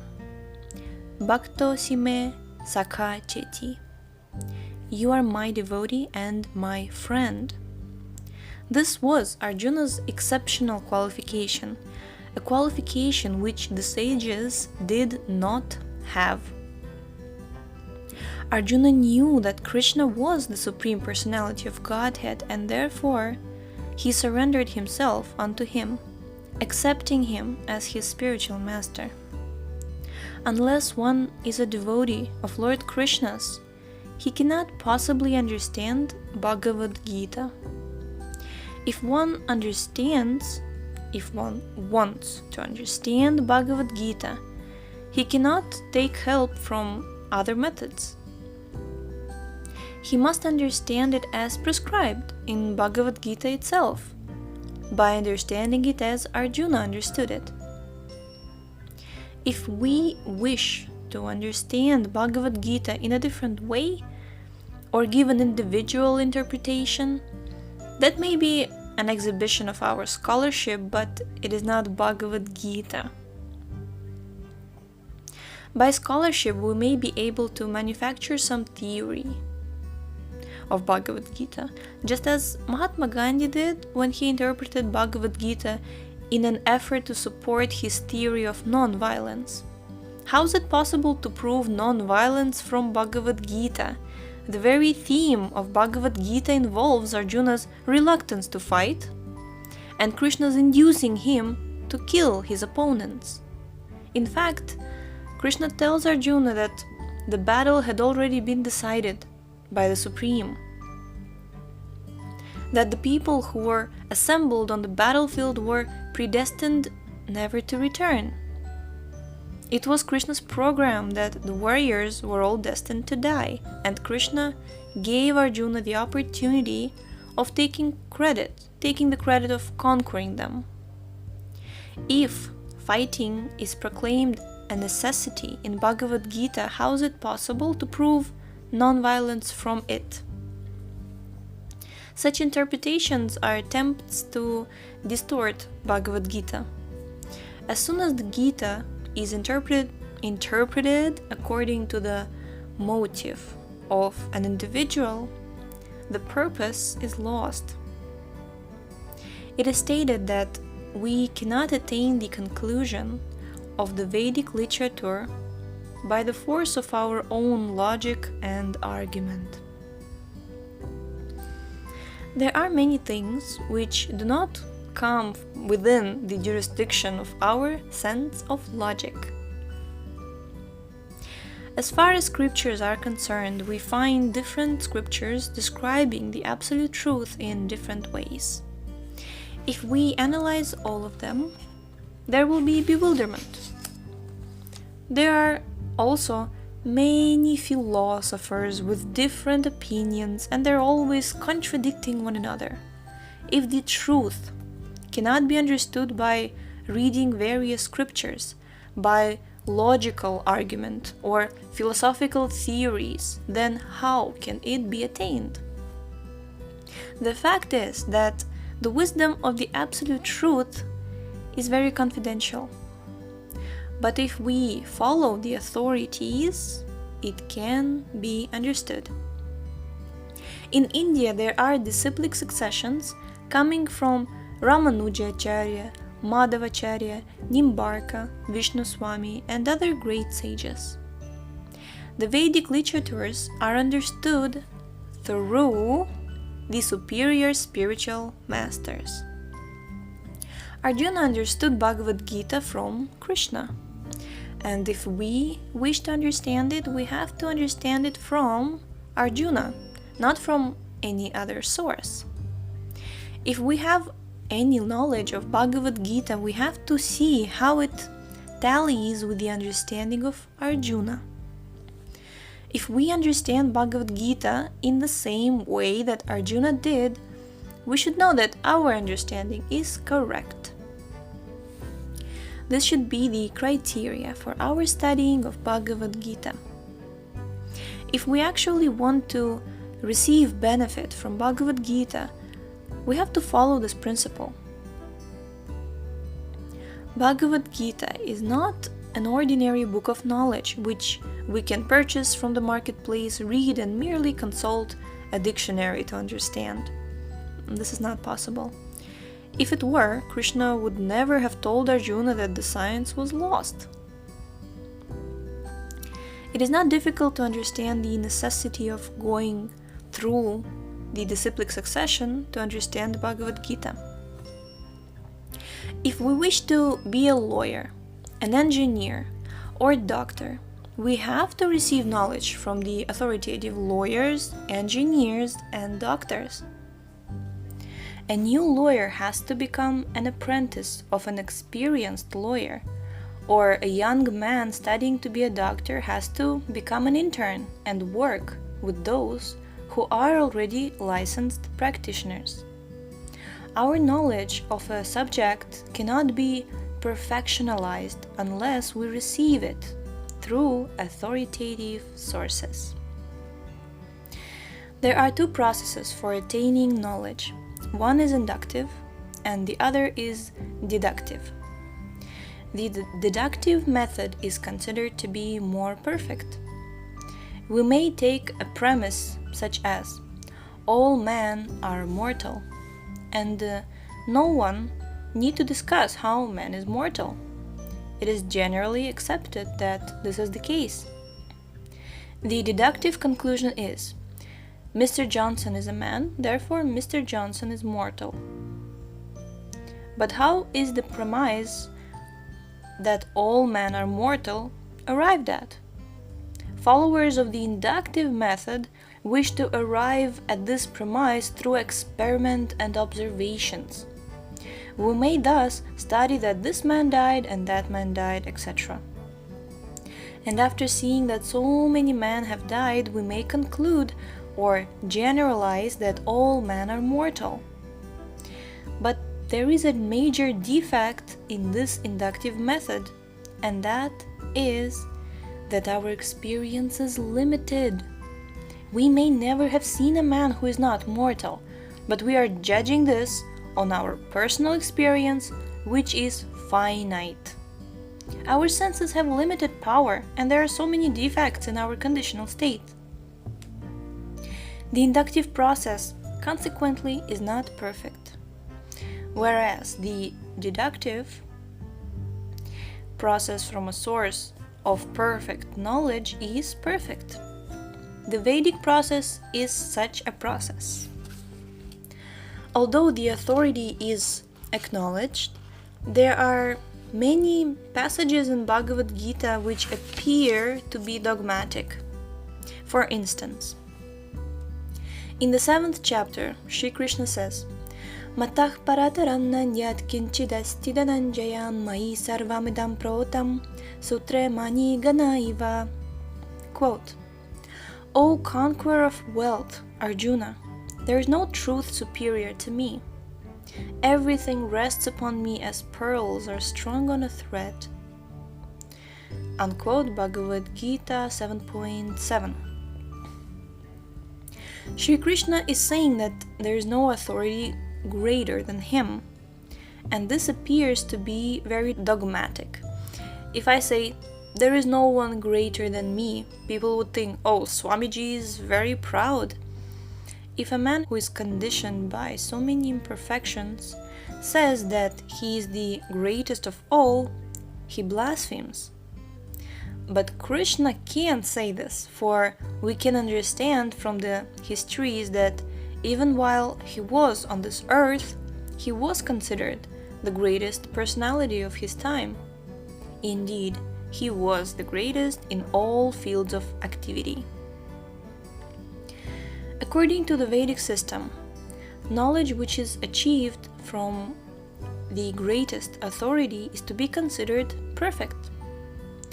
According to the Vedas, there are 3 kinds of proof: pratyaksha, anumana, and shabda. One is by direct visual perception. If a person is sitting in front of me, I can see him sitting there, and my knowledge of his sitting there is received through my eyes. The second method, anumana, is auricular. We may hear children playing outside, and by hearing, we may conjecture that they are there. And the third method is the method of taking truths from a higher authority. Such a saying as man is mortal is accepted from higher authorities. Everyone accepts this, but no one has experienced that all men are mortal. By tradition, we have to accept this. If someone asks, who found this truth first? Did you discover it? It's very difficult to say. All we can say is that the knowledge is coming down and that we accept it. Out of the three methods of acquiring knowledge, the Vedas say that the third method, that of receiving knowledge from higher authorities, is the most perfect. Direct perception is always imperfect, especially in the conditional stage of life. By direct perception, we can see that the sun is just like a disk, no larger than the plate we eat on. From scientists, however, we come to understand that the sun is many thousands of times larger than the earth. So, what are we to accept? Are we to accept the scientific proclamation, the proclamation of authorities, or our own experience? Although we cannot ourselves prove how large the sun is, we can accept the verdict of astronomers. In this way, we are accepting the statements of authorities in every field of our activities. From newspapers and radio, we also understand that such and such events are taking place in China and India and other places all around the earth. We're not experiencing these events directly, and we don't know that such events are actually taking place, but we accept the authority of the newspapers and radio. We have no choice but to believe authorities in order to get knowledge. And when the authority is perfect, our knowledge is perfect. According to the Vedic sources, of all authorities, Krishna is the greatest and most perfect. Mattah parataram nanyat kinchidasti dhananjaya. Not only does Krishna proclaim himself to be the highest authority, but this is also accepted by great sages and scholars of Bhagavad Gita. If we do not accept Krishna as authority and take his words as they are, we cannot derive any benefit from Bhagavad Gita. It is not dogmatic, it is a fact. If we study scrutinizingly what Krishna says, we will find that it is right. Even scholars like Shankaracharya, who have different opinions from the personality of Godhead, admit that Krishna is Swayam Bhagavan. Krishna is the Supreme Lord. Vedic knowledge is not a recent discovery. It is all old revealed knowledge. Krishna refers to it as Puratana, which means ancient.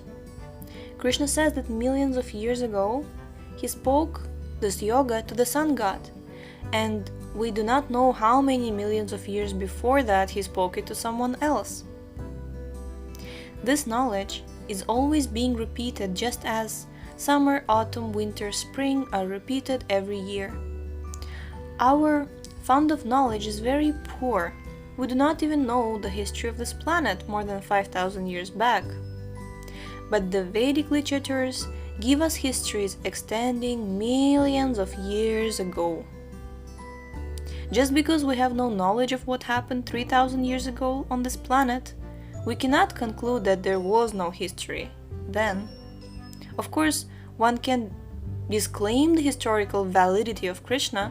One may say that Krishna, according to Mahabharata, lived 5,000 years ago, and this being the case, there's no possibility of his having spoken Bhagavad Gita to the sun god so many millions of years ago. If I said that I gave a speech on the sun some millions of years ago to the sun god, people would say, Swamiji is talking some nonsense. But this is not the case with Krishna, who is the Supreme Personality of Godhead. Whether we believe that Krishna spoke the Bhagavad Gita to the sun god or not, this fact is being accepted by Arjuna.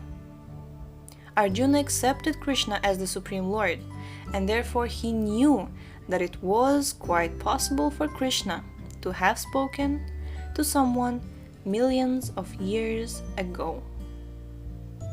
Thank you so much for tuning in today, and we shall continue in the next episode tomorrow. The link to this book is in the description, so please check it out and read along with us, and we shall see you next time. Haribol.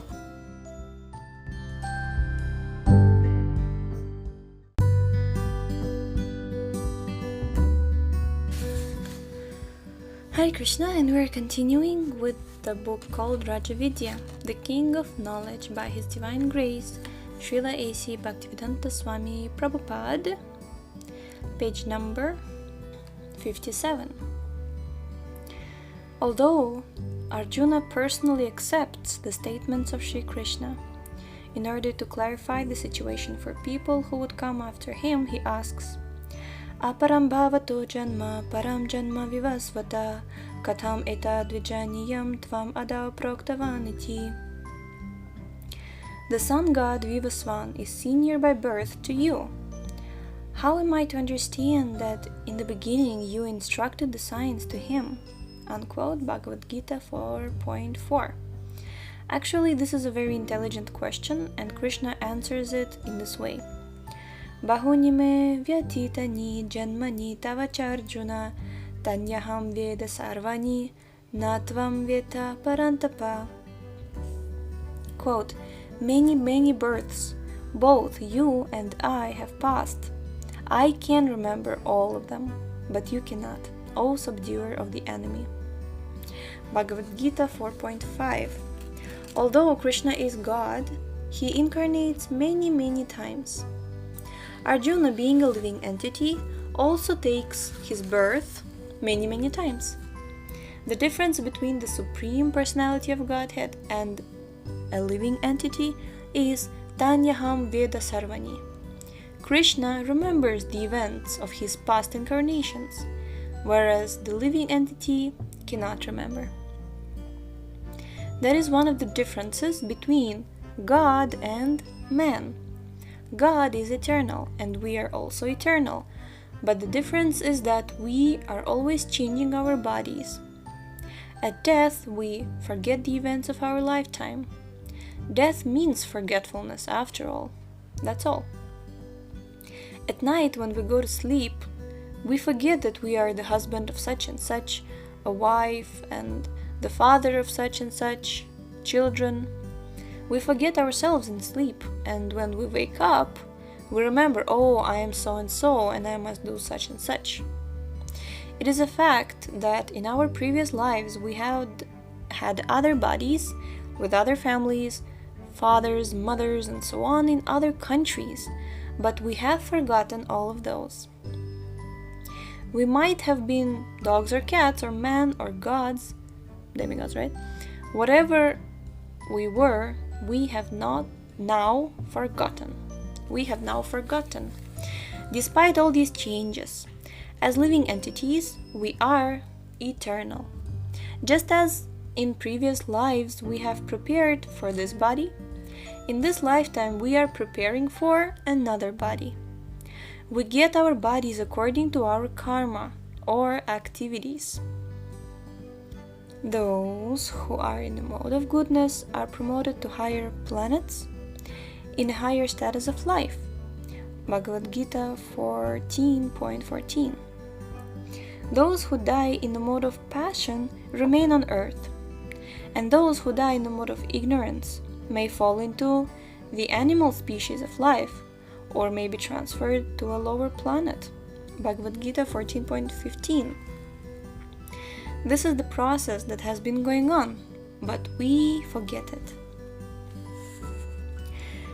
At one time, Indra, the king of heaven, committed an offense at the feet of his spiritual master, and his spiritual master cursed him to take the birth of a hog. Thus the throne of the heavenly kingdom became empty, as Indra went to earth to become a hog. Seeing the situation, Brahma came to earth and addressed the hog, "My dear sir, you have become a hog on this planet Earth. I have come to deliver you. Come with me at once." But the hog replied, "Oh, I cannot go with you. I have so many responsibilities, my children, my wife, such a nice hog society." Even though Brahma promised to take him back to heaven, Indra, in the form of a hog, refused. This is called forgetfulness. Similarly, Lord Sri Krishna comes and says to us, "What are you doing in this material world? Sarva dharman parityaja mam ekam sharanam vraja. Come to me and I'll give you all protection." But we say, "I don't believe you, sir. I have more important business here." This is the position of the conditioned soul, forgetfulness. This forgetfulness is quickly dissipated by following in the path of disciplic succession. Hariba! Jai. Such a beautiful chapter, which we have now concluded, and we're starting chapter number 6, entitled Knowledge of Krishna's Appearances and Activities. There are two forces of nature working in us. By one, we decide that in this lifetime we will make spiritual advancement.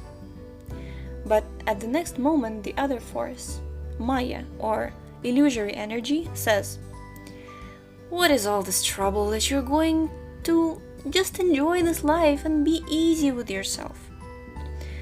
This tendency to fall into forgetfulness is the difference between God and man. Arjuna is a companion and associate of Krishna's, and whenever Krishna appears on any planet, Arjuna also takes birth and appears with him. When Krishna spoke Bhagavad Gita to the sun god, Arjuna was also present with him. But, being a finite living entity, Arjuna could not remember. Forgetfulness is the nature of the living entity. We cannot even remember what we were doing at this exact time yesterday or a week ago. If we cannot remember this, how is it possible to remember what happened in our previous lives? At this point, we may ask how it is that Krishna can remember and we cannot. And the answer is that Krishna does not change his body. Ajopisan avyayatma bhutanam ishvaropisan prakritim svamadhishtaya sambhavam yatma mayaya. Although I am unborn, and my transcendental body never deteriorates, and although I am the Lord of all sentient beings, I still appear in every millennium in my original transcendental form. Unquote, Bhagavad Gita 4.6. The word Atma Mayaya means that Krishna descends as he is. He does not change his body, but we, as conditioned souls, change ours. And because of this, we forget. Krishna knows not only the past, present, and future of his activities, but the past, present, and future of everyone's activities. Vedaham samatitani vartamanani charjuna bhavishyani cha bhutani mamtu veda nakaschana. O Arjuna, as the Supreme Personality of Godhead, I know everything that has happened in the past, all that is happening in the present, and all things that are yet to come. I also know all living entities, but me no one knows. Unquote, Bhagavad Gita 7.26. In Srimad Bhagavatam, we also find that the Supreme Lord is defined as one who knows everything. This is not the case with even the most elevated living entities, such as Brahma or Shiva. Only Vishnu or Krishna knows everything. We may also ask that If the Lord does not change his body, why does he come as an incarnation? There is much difference among philosophers concerning this question. Some say that Krishna assumes a material body when he comes, but this is not the case. If he assumed a material body like ours, he could not remember, for forgetfulness is due to the material body. The actual conclusion is that he doesn't change his body. God is called all-powerful, and in the verse above mentioned, his omnipotence is explained. Krishna has no birth, for he is eternal. And he is eternal. Similarly, the living entity has no birth, and he is also eternal. It is only the body with which the living entity identifies that takes birth.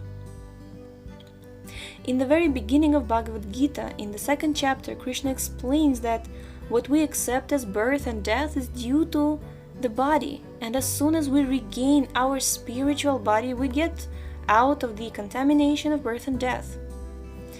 We should be qualitatively as good as Krishna. That is the whole process of Krishna consciousness, the revival of our original Satchitananda spiritual body. The body is eternal, Sat, full of knowledge, Chit, and blissful, Ananda. This material body is neither Sat, Chit, or Ananda. It is perishable, whereas the person who is occupying the body is imperishable. It is also full of ignorance, and because it is ignorant and temporary, it is full of misery. We feel severe hot or severe cold due to the material body, but as soon as we revive our spiritual body, we become unaffected by dualities. Even while within the material bodies, there are yogis who are impervious to dualities such as heat and cold. As we begin to make spiritual advancement while in the material body, we begin to take on the qualities of a spiritual body. If we put iron into a fire, it becomes hot, and then it becomes red hot, and finally it is no longer iron but fire. Whatever it touches bursts into flames. As we become advanced in Krishna consciousness, our material body will become spiritualized, and we will no longer be affected by material contamination. Jai, let's conclude on this powerful point. Jai. I love this book, really. It really, honestly, recording this podcast is like one of those times of the day when I just feel super surcharged and recharged and super inspired. Jai. So I'm sure you were also inspired, because this is Srila Prabhupada. So thank you so much for tuning in today, and we shall continue this beautiful chapter in the next episode tomorrow. The link to this book is in the description. Don't forget that, please, and we shall see you next time. Hare Krishna!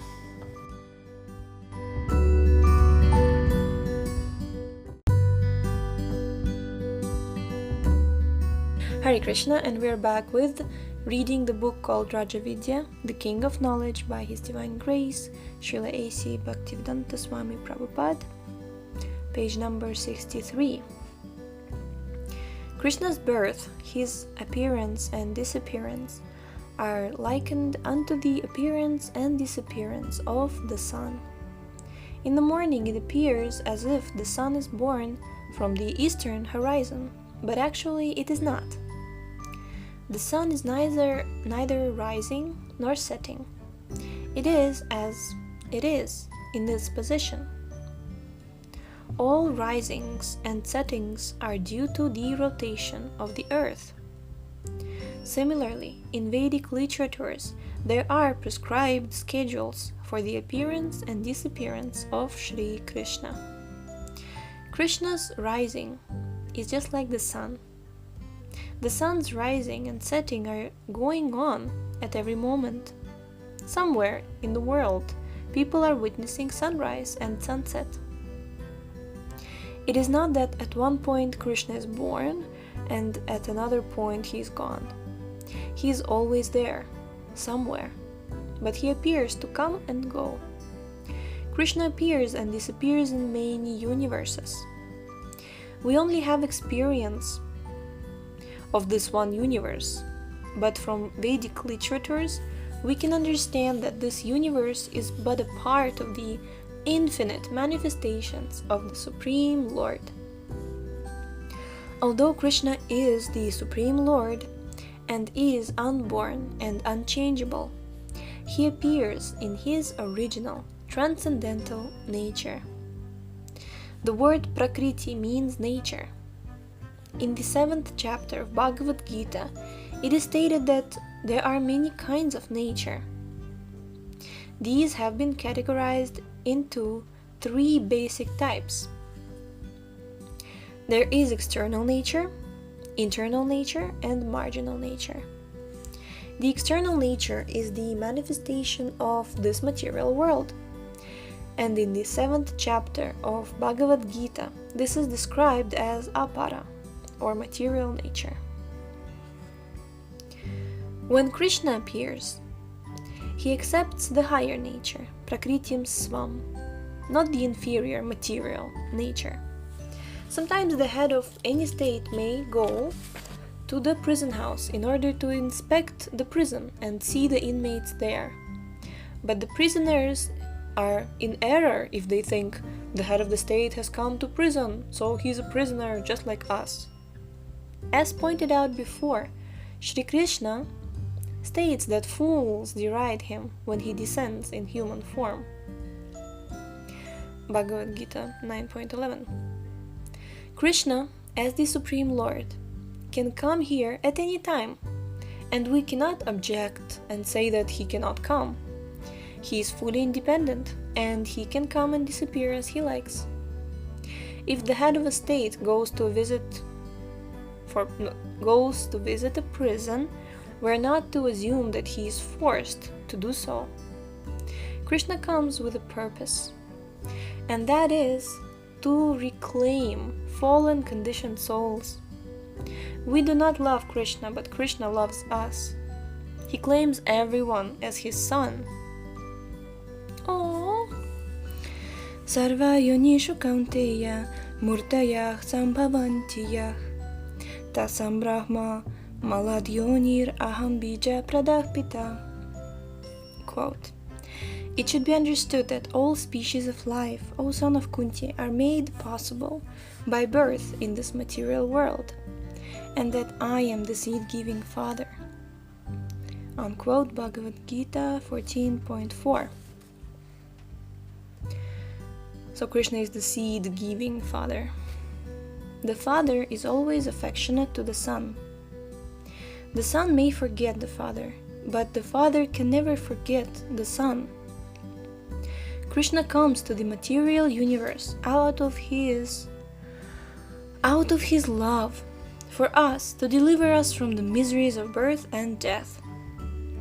He says, "My dear sons, why are you rotting in this miserable world? Come to me and I'll give you all protection." It should be understood that all species of life, O son of Kunti, are made possible by birth in this material nature, and that I am the seed-giving Father. Unquote, Bhagavad Gita 14.4. The Father is always affectionate to the Son. The Son may forget the Father, but the Father can never forget the Son. Krishna comes to the material universe out of his love for us, to deliver us from the miseries of birth and death. He says, "My dear sons, why are you rotting in this material world, miserable world? Come to me and I'll give you all protection." We are sons of the Supreme, and we can enjoy life very supremely, without any misery and without any doubt. Therefore, we should not think that Krishna comes here just as we do, being obliged by the laws of nature. The Sanskrit word avatara,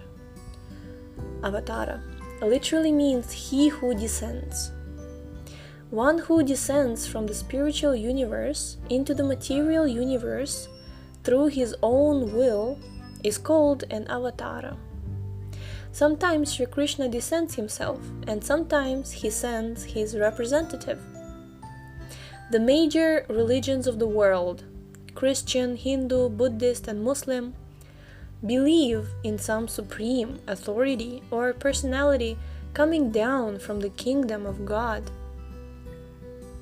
In the Christian religion, Jesus Christ claimed to be the Son of God and to be coming from the kingdom of God to reclaim conditioned souls. As followers of Bhagavad Gita, we admit this claim to be true. So basically, there is no difference of opinion. In details, there may be differences due to differences in culture, climate, and people, but the basic principle remains the same. That is, God or his representatives come to reclaim conditioned souls. Yada yada hi dharmasya glanir bhavati bharata abhyuttanam adharmasya tadatmanam srijam yaham. Quote, whenever and wherever there is a decline in religious practice, O descendant of Bharata, and the predominant rise of irreligion, at that time I descend myself. Bhagavad Gita 4.7.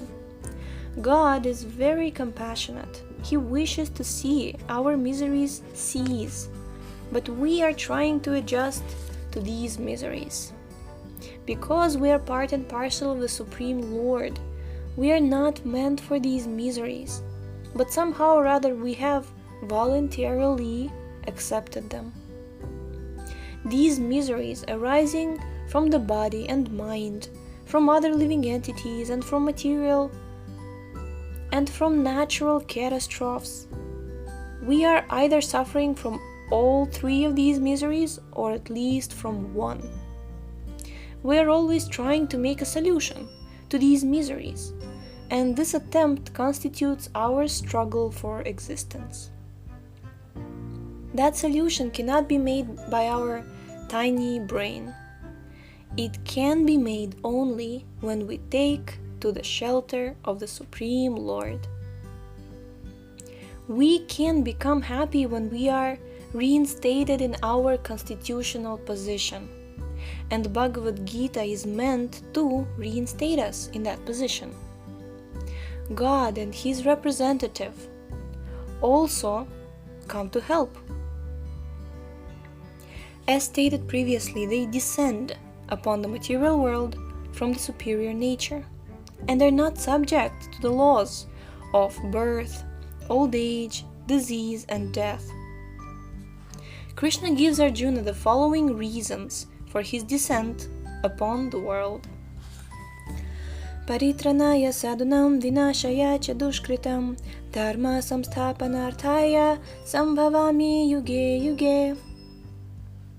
Quote, in order to deliver the pious and to annihilate the miscreants, as well as to re-establish the principles of religion, I advent myself millennium after millennium.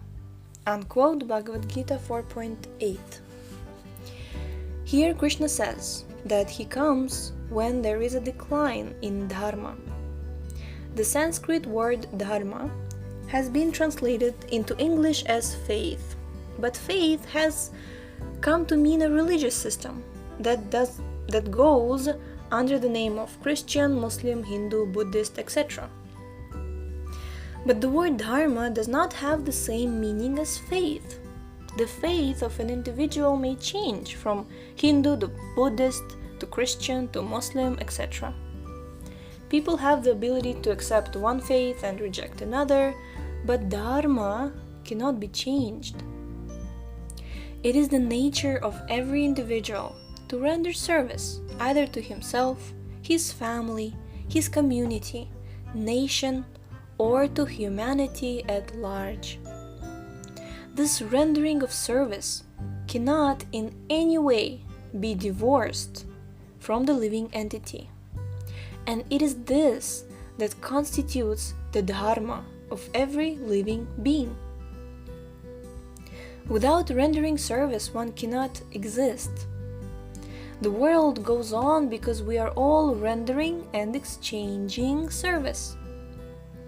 We must forget whether we are Christian, Muslim, or Hindu, and we must understand that we are living entities whose constitutional position is to render service to the supreme living entity. When we reach that stage of understanding, we are liberated. Liberation is freedom from temporary designations, which we have acquired from association with material nature. Liberation is nothing more than this. Because we have material bodies, we take on so many designations. Thus we call ourselves a man, a parent, an American, a Christian, Hindu, etc. These designations should be abandoned if we at all want to become free. Under no circumstances are we master. We are at the present serving, but we are serving with designations.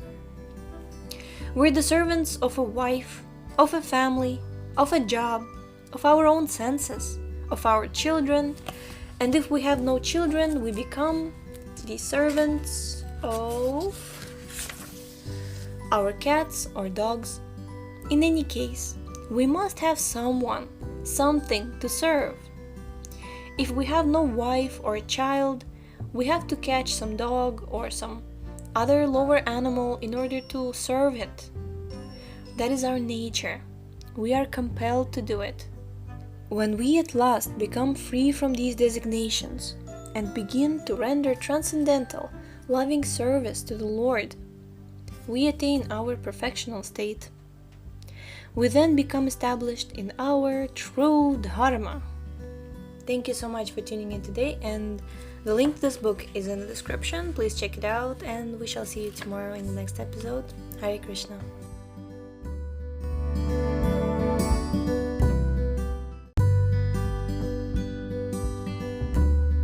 Hare Krishna, and we're continuing reading the book called Rajavidya, the King of Knowledge, by His Divine Grace Srila A.C. Bhaktivedanta Swami Prabhupada, page number 68. Thus, Sri Krishna says that he appears whenever there is a discrepancy in the dharma of the living entities. That is to say, whenever the living entities cease rendering service to the Supreme. In other words, when the living entity is too busily engaged serving his senses, and there is an overindulgence in sense gratification, the Lord comes. In India, for instance, when people were overindulging in animal slaughter, Lord Buddha came to establish ahimsa, non-violence to all living entities.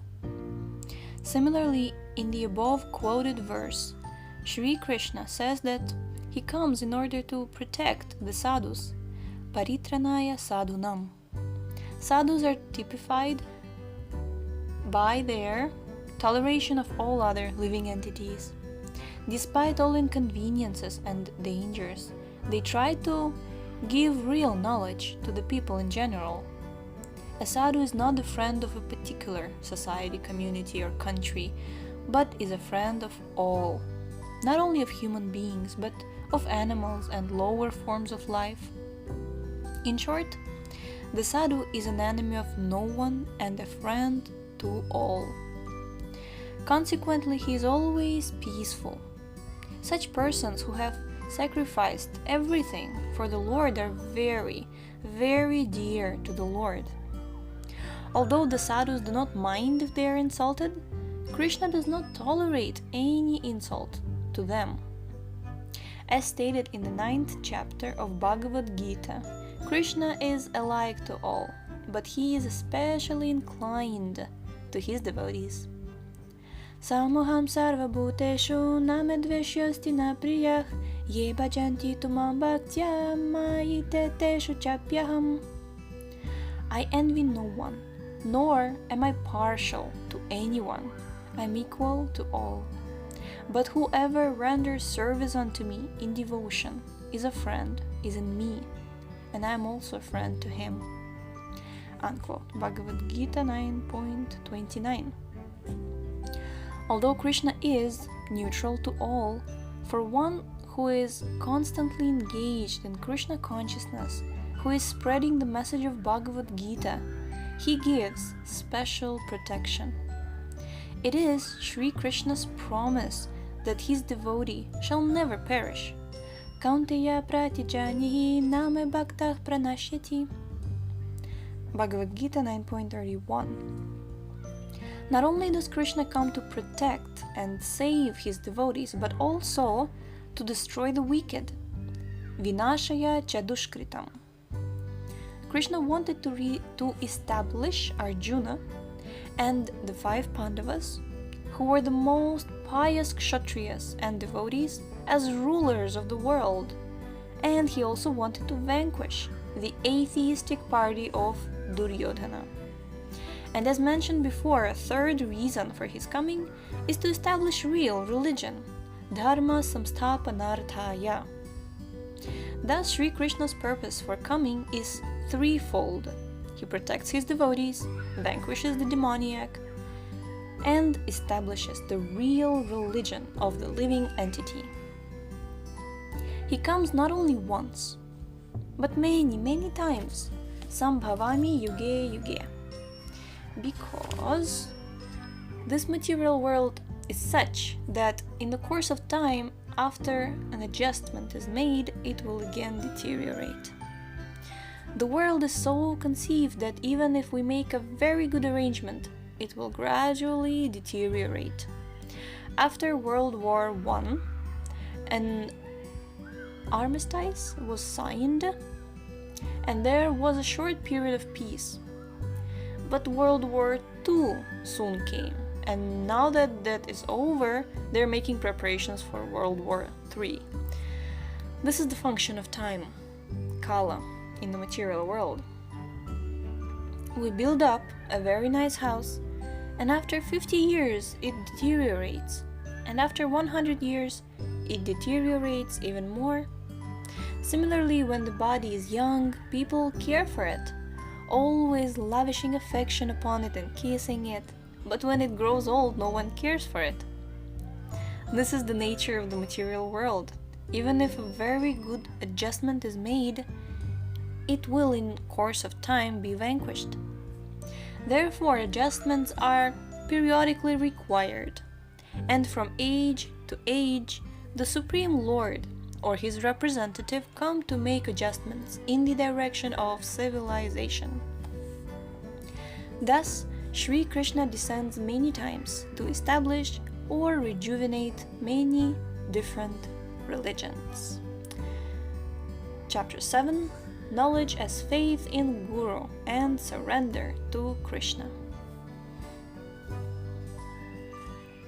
In the 4th chapter of Bhagavad Gita, Sri Krishna concludes that of all sacrifices, the best is the acquisition of knowledge. Shreyan dravyamayadhyagyak jnanayagyak parantapa sarvam karma kilam partha jnane parisamapyate. Quote, O chastiser of the enemy, the sacrifice of knowledge is greater than the sacrifice of material possessions. O son of Pritha, after all, the sacrifice of work culminates in transcendental knowledge. Unquote, Bhagavad Gita 4.33. Knowledge is the best sacrifice, because this conditional life is due to ignorance. The purpose of sacrifice, penance, yoga, and philosophical discussion is to acquire knowledge. There are 3 stages of transcendental knowledge by which one realizes the impersonal aspect of God. Brahman realization, the localized aspect of God within the heart and within every atom, Paramatma or Supersoul realization, and the realization of the Supreme Personality of Godhead, Bhagavan realization. But the very first step in acquiring knowledge is coming to understand that I am not this body. I am spirit soul, and my aim of life is to get out of this material entanglement. The point is that whatever sacrifice we make is intended to enable us to come to the point of real knowledge.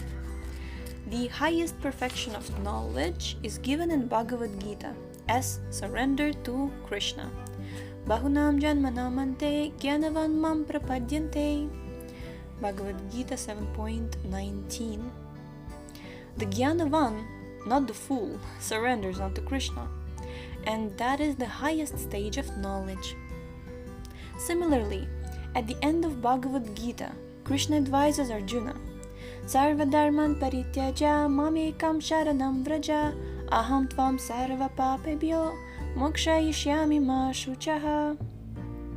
Quote, abandon all varieties of religion and just surrender unto me. I shall deliver you from all sinful reaction. Do not fear. Unquote, Bhagavad Gita 18.66.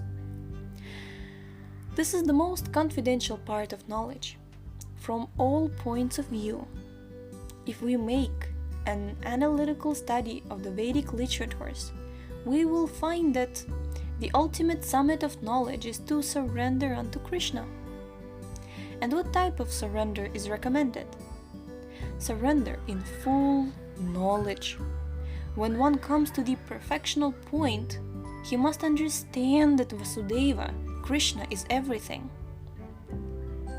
This is also confirmed in Brahma Samhita. Ishvara Paramah Krishna Satchitananda Vigraha Anadiradir Govinda Sarvakarana Karanam. Quote, Krishna, who is known as Govinda, is the supreme Godhead. He has an eternal, blissful, spiritual body. He is the origin of all. He has no other origin, and he is the prime cause of all causes. Unquote, Brahma Samhita, Bhagavad Gita, Brahma Samhita 5.1. The words Sarva Karana indicate that Krishna is the cause of all causes. If we search to see who the father of our father is, and who his father is, and so on back, if it were somehow possible to trace our ancestry back through time, we would arrive at the Supreme Father, the Supreme Personality of Godhead. Of course, everyone wants to see God immediately, but we can see God when we are qualified and in perfect knowledge. We can see God eye to eye, just as we are seeing one another, but qualification is required, and that qualification is Krishna consciousness. Krishna consciousness begins with Sravanam. Jai! So, we're very glad that you have stumbled upon our humble podcast, Sravanam Diaries, because thus Krishna consciousness begins. And it continues with Sravanam. Jai! Sravanam is the constant companion of the spiritual life from beginning to eternity. Okay. Krishna consciousness begins with Sravanam, hearing about Krishna through Bhagavad Gita and other Vedic literatures, and Kirtanam, repeating what we've heard and glorifying Krishna by chanting his names. By chanting and hearing of Krishna, we can actually associate with him, for he is absolute and non-different from his names, qualities, forms, and pastimes. As we associate with Krishna, he helps us to understand him and dispels the darkness of ignorance with the light of knowledge. Krishna is sitting within our hearts, acting as Guru. When we begin hearing topics about him, the dust which has accumulated on our minds due to so many years of material contamination becomes gradually cleaned. Krishna is a friend to everyone, but he is a special friend to his devotees. As soon as we become a little inclined towards him, he begins to give favorable instructions from within our hearts so that we can gradually make progress.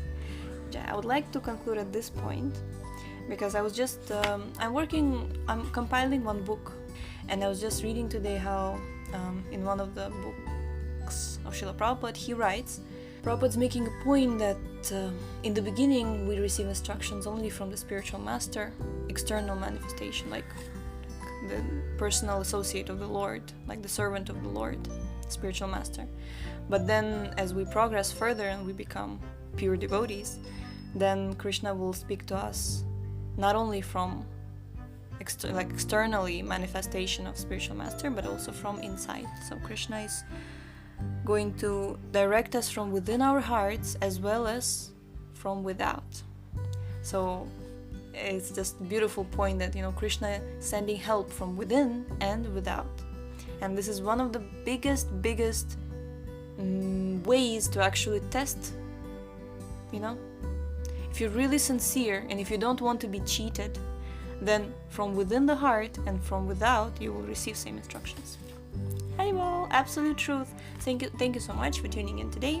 The link to this book is in the description. We're actually almost finishing the book, so stay tuned, and we shall see you next time. Hare Krishna.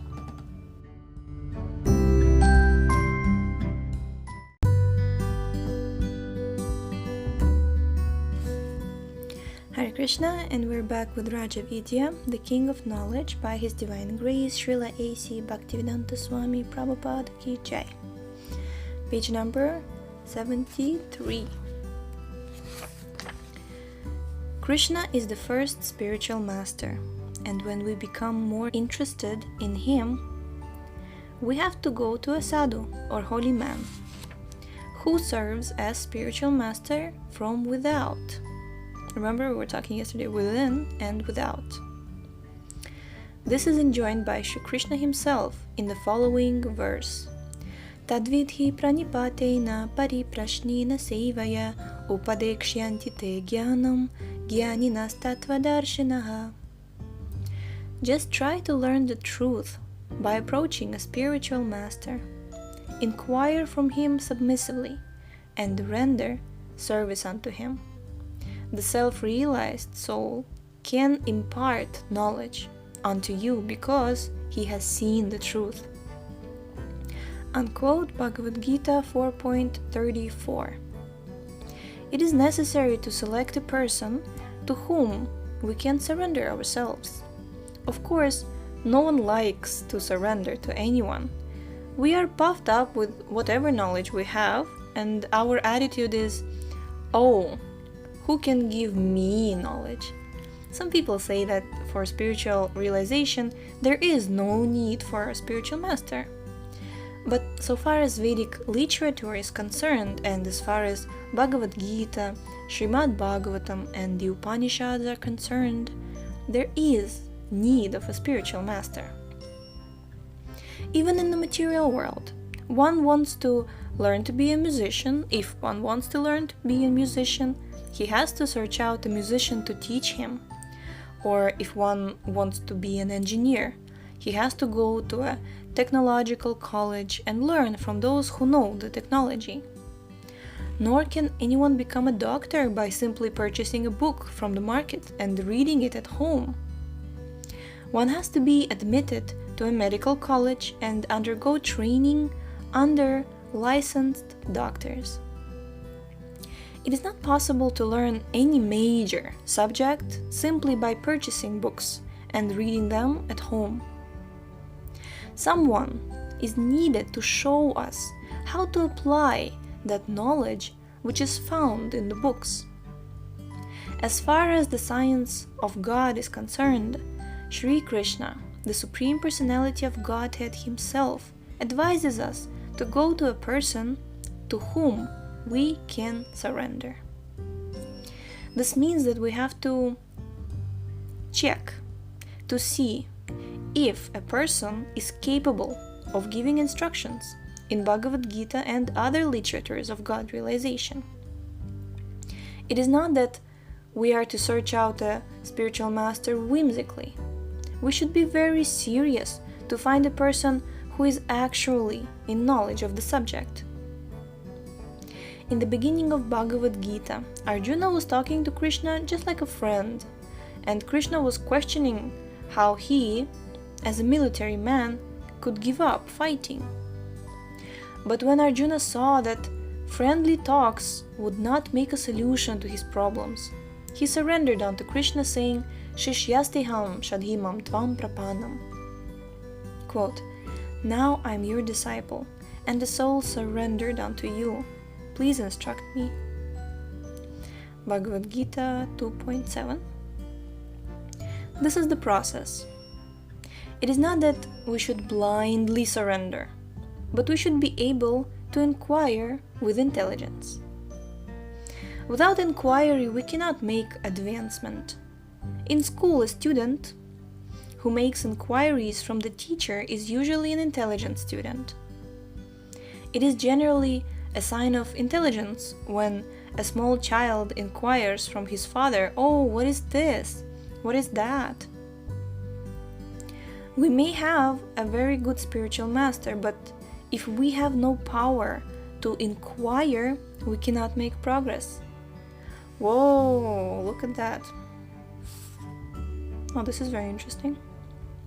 I heard one time actually on during one Srimad Bhagavatam class, the speaker, he was making this point that when we feel like we have no more inquiries, we're stopping our advancement. And I really wanted to find the reference, so here it is. If we have no power to inquire, we cannot make progress. Nor should the inquiry be of the nature of a challenge. One should not think, now I will see what kind of a spiritual master he is. I will challenge him. Our inquiries, pariprashnena, should be subject of service. Should be on the subject of service, sevaya. Without service, our inquiries will be futile. But even before making inquiries, we should have some qualification. If we go to a store to purchase some gold or jewelry and we know nothing about jewels or gold, we are likely to be cheated.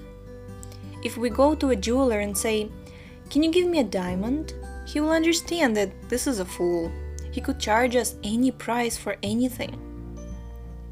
That kind of searching will not do at all. We first have to become a little intelligent, for it is not possible to make spiritual progress otherwise. The beginning injunction of the Vedanta Sutra is Athato Brahma Jigyasa. Now is the time to inquire about Brahman. The word Atha means that one who is intelligent, who has come to the point of realizing the basic frustrations of material life, is capable of making inquiry. In Srimad Bhagavatam, it is stated that one should inquire from a spiritual master about subjects that are beyond darkness. The material world is by nature dark, and it is artificially lighted by fire. Our inquiries should be about the transcendental worlds, which lie beyond this universe. If one is desirous to find out about these spiritual worlds, he should seek out a spiritual master. Otherwise, there is no point in searching. If I want to study Bhagavad Gita or Vedanta Sutra in order to make material advancement, material improvement, it is not necessary to find a spiritual master. One should first want to inquire about Brahman and then search out a master who has perfect vision of the absolute truth. Jnaninas tattvadarshinaha. Krishna is the supreme tattva, absolute truth. In the 7th chapter of Bhagavad Gita, Sri Krishna states, Manushyanam sahasreshu kaschid yatati siddhaye yatatam api siddhanam kaschid mam veti tattvataha. Quote, out of many thousands among men, one may endeavor for perfection, and of those who have achieved perfection, hardly one knows me in truth. Unquote, Bhagavad Gita 7.3. Thus, out of many perfected spiritualists, one man may know what Krishna is. As this verse indicates, the subject matter of Krishna is not so easy, but is very difficult. Yet Bhagavad Gita also indicates that it is easy. Bhaktya mama bijanati yavan yaschashmi tatvataha tato mam tatvato gyatva vishate tadanantaram. One can understand the Supreme Personality as he is only by devotional service. And when one is in full consciousness of the Supreme Lord, by such devotion, he can enter into the kingdom of God. Unquote, Bhagavad Gita 18.55. If we accept the process of devotional service, we can understand Krishna very easily. Through it, we can understand the signs of Krishna perfectly and become eligible for entering into the spiritual kingdom. If, as Bhagavad Gita says, after many births, we have to eventually surrender to Krishna, why not surrender to him immediately? Why wait for many births? If surrender is the end of perfection, why not accept perfection immediately? Of course, the answer is that people are generally doubtful. Krishna consciousness can be attained in 1 second, or it cannot be had even after 1,000 births and deaths. If we choose, we can immediately become great souls by surrendering to Krishna. But because we have doubts, whether or not Krishna is actually the Supreme, we have to take time to dissipate these doubts through the study of the scriptures. By studying Bhagavad Gita under the guidance of a bona fide spiritual master, we can remove these doubts and make definite progress. It is the fire of knowledge that burns all doubts and fruitive activities to ashes.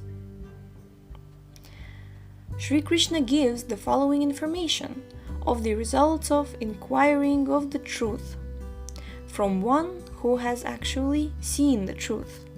And we're going to read it tomorrow. And we will find out what is the actual fire of knowledge which saves us from the cycle of births and deaths, and how illusory energy is keeping us in ignorance, and how spiritual potencies, by cultivation of spiritual potencies through knowledge, we can come to goodness, beyond goodness, Brahma Bhuta stage, and Krishna's lotus feet. Jai. So thank you so much for tuning in today. The link to this book is in the description as always, and I really hope that you will check it out on your own as well. So we shall see you next time. Hare Krishna.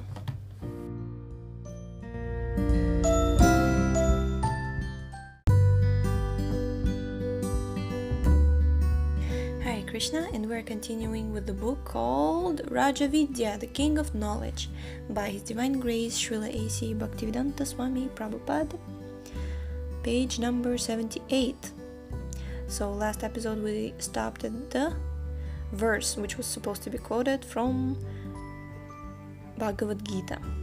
Sri Krishna gives the following information of the results of inquiring of the truth from one who actually seen the truth.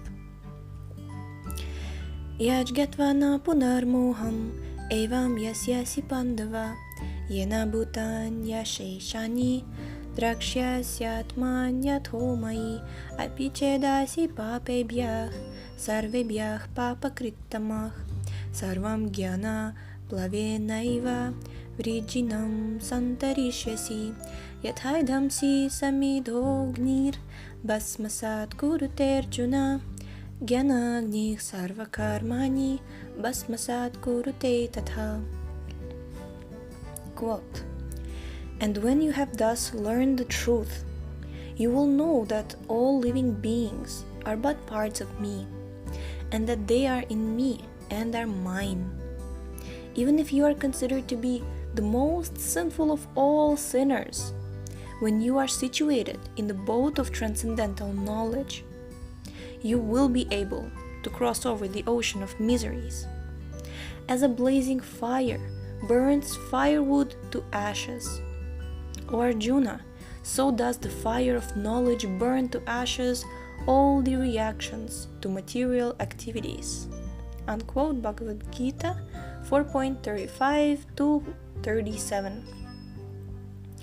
The fire of knowledge is ignited by the spiritual master, and when it is ablaze, all the reactions to our works are turned to ashes. The reactions to our work or our karma are the cause for our bondage. There are good works and bad works. And in this verse, the word sarva karmani indicates both. For one who wants to be liberated from this material bondage, reactions of both good works and bad works are detrimental. In this material world, we are attached to performing good works if we are situated in the mode of goodness. If we are in the modes of passion and ignorance, however, we do bad work in passion and ignorance. But for those who are going to be Krishna conscious, there is no need of good work or bad work. By good work, we may get a good birth in an aristocratic or wealthy family. And by bad work, we may take birth even in the animal kingdom, or in degraded human families. But in any case, birth means bondage, and one who is striving for Krishna consciousness is striving for liberation from the bondage of transmigration. What is the advantage of being born in a wealthy or aristocratic family if one does not get rid of his material miseries? Whether we enjoy the reactions of good work or suffer the reactions of bad, we have to take on the material body and thereby undergo the material miseries. By engaging in the transcendental service of Krishna, we actually get out of the cycle of birth and death.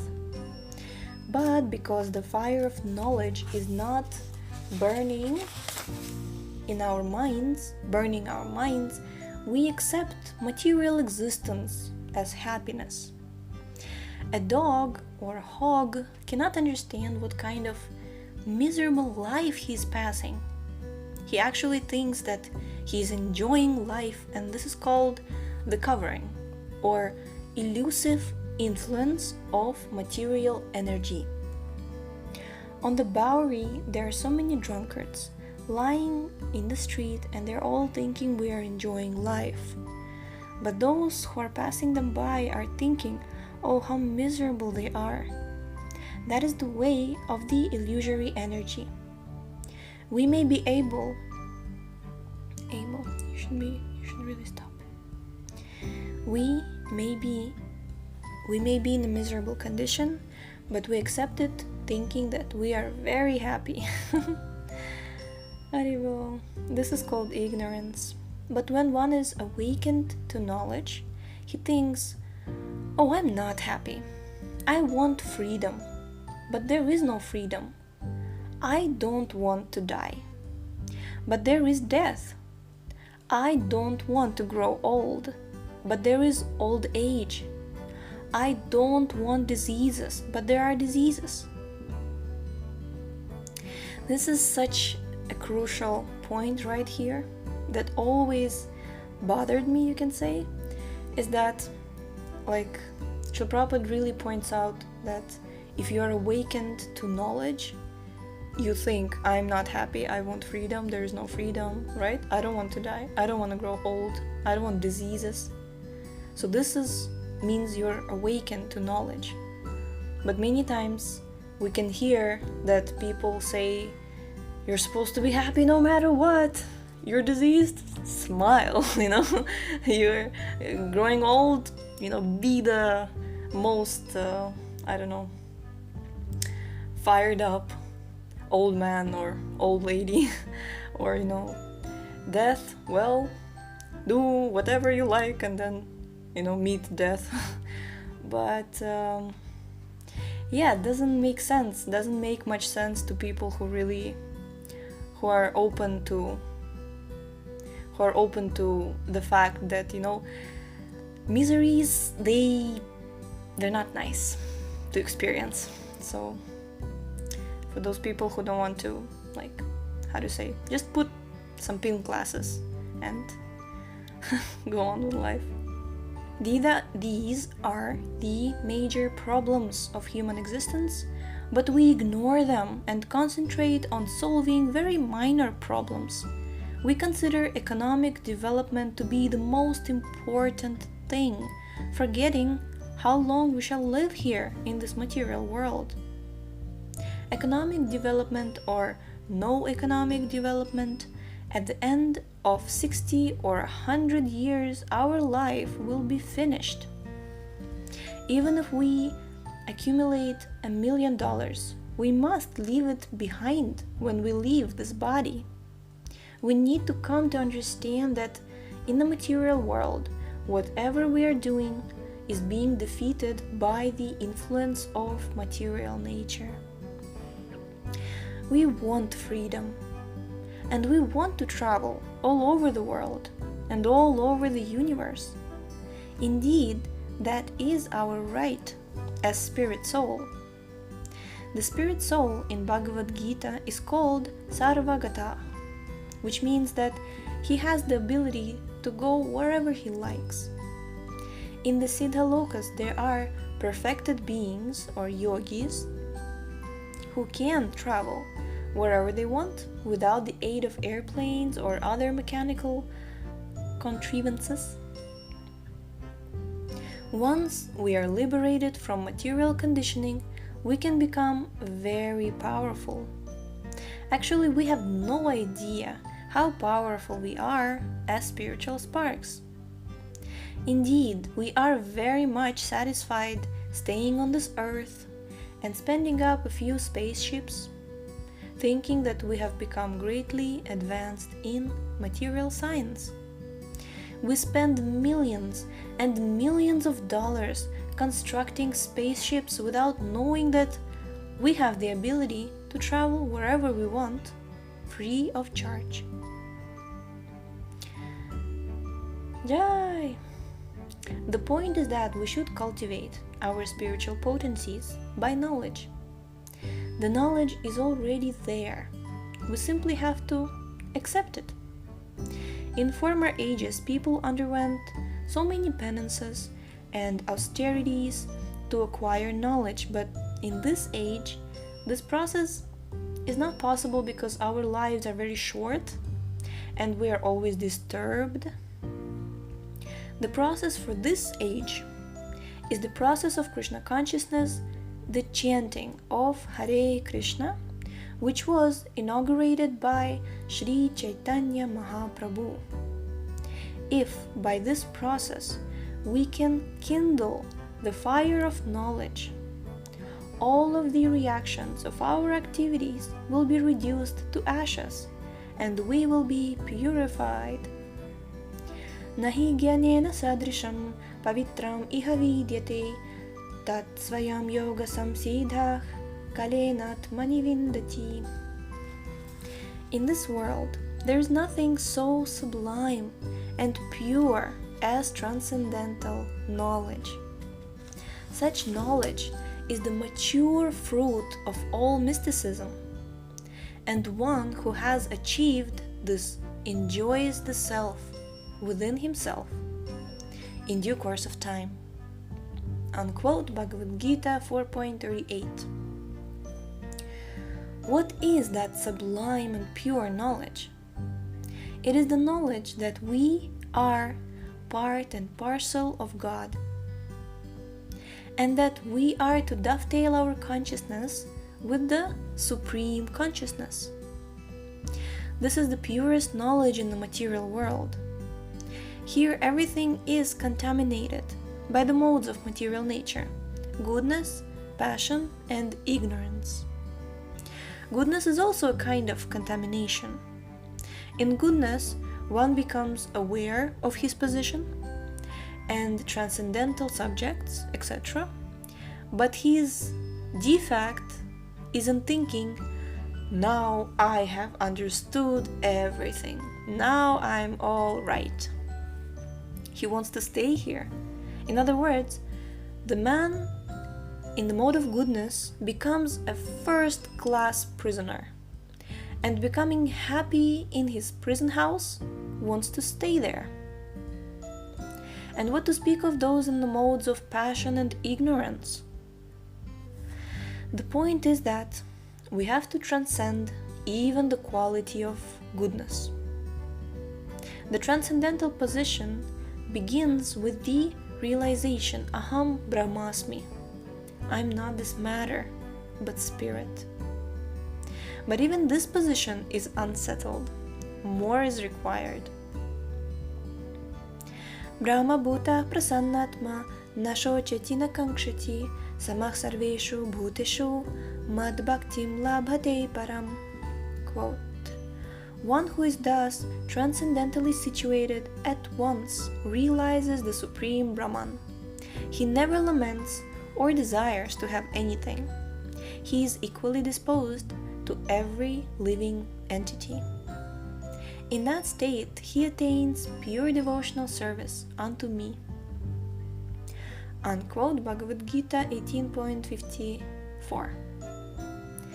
In the Brahma Bhuta stage, one no longer identifies with matter. The first symptom of one's having become established on the Brahma Bhuta platform is that one becomes jolly, prasannatma. On that platform there is neither lamentation nor hankering. But even if we rise to this stage and do not take to the loving service of Krishna, there is the possibility of falling down again into the material whirlpool. We may rise very high in the sky, but if we have no shelter there, if we do not land on some planet, we will again fall down. A simple understanding of the Brahma Bhuta stage will not help us unless we take to the shelter of Krishna's lotus feet. Haribol! As soon as we engage ourselves in the service of Krishna, there is no longer any chance of falling down again into the material world. Our nature is such that we want some engagement. A child may commit mischief, but he cannot refrain from mischief unless he is given some engagement. When he is given some toys, his attention is diverted and his mischievous activities stop. We are like mischievous children, and therefore we must have spiritual engagement. Simply understanding that we are spirit soul will not do. Understanding that we are spirit soul, we have to sustain the spirit by spiritual engagement. Jai, we're going to stop here, and tomorrow we shall read about the spiritual engagement. Thank you so much for tuning in today, and the link to this beautiful book is in the description. Hope you take advantage of it, and we shall see you next time. Hare Krishna.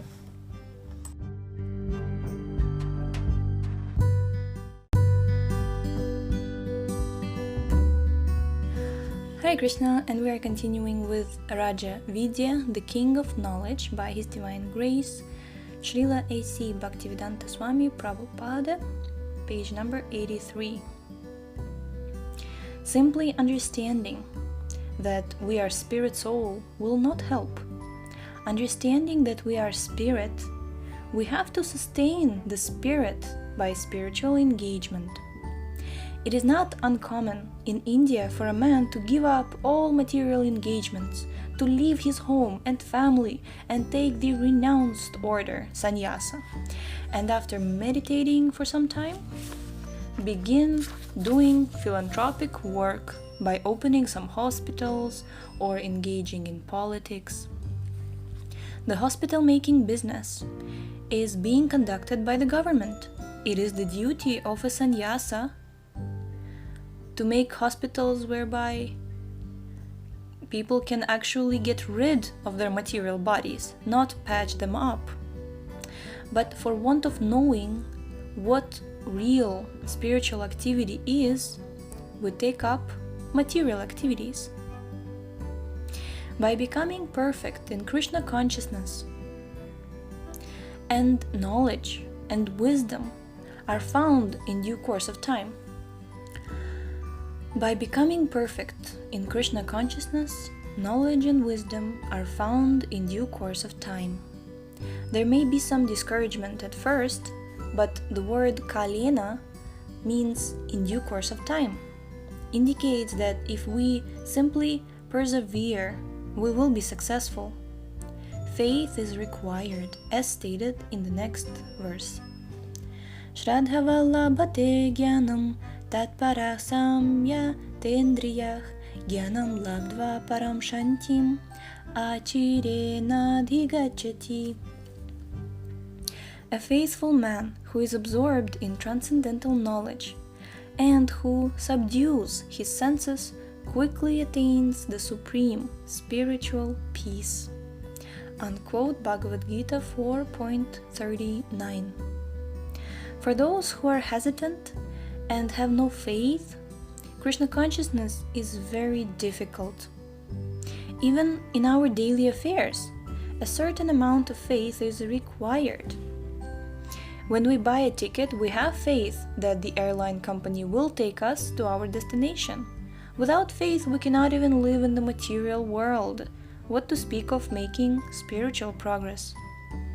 Where are we to keep our faith?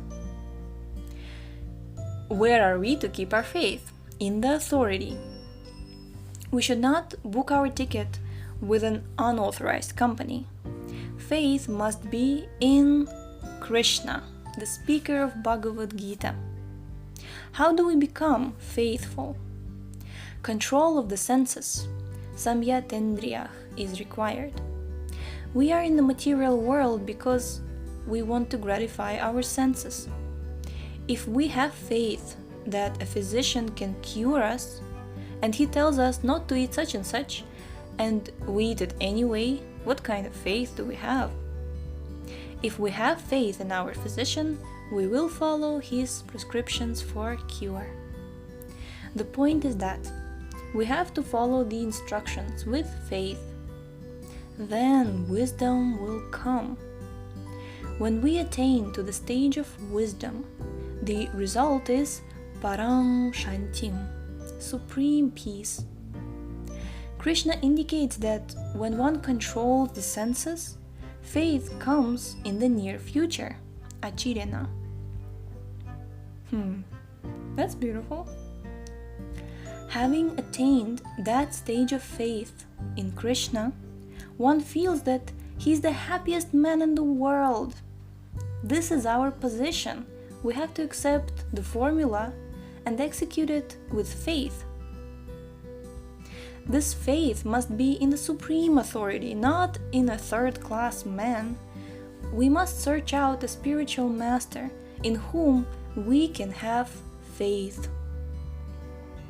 Krishna is the most authorized personality, but anyone who is Krishna conscious can be accepted because a person fully in Krishna conscious is the bona fide representative of Krishna.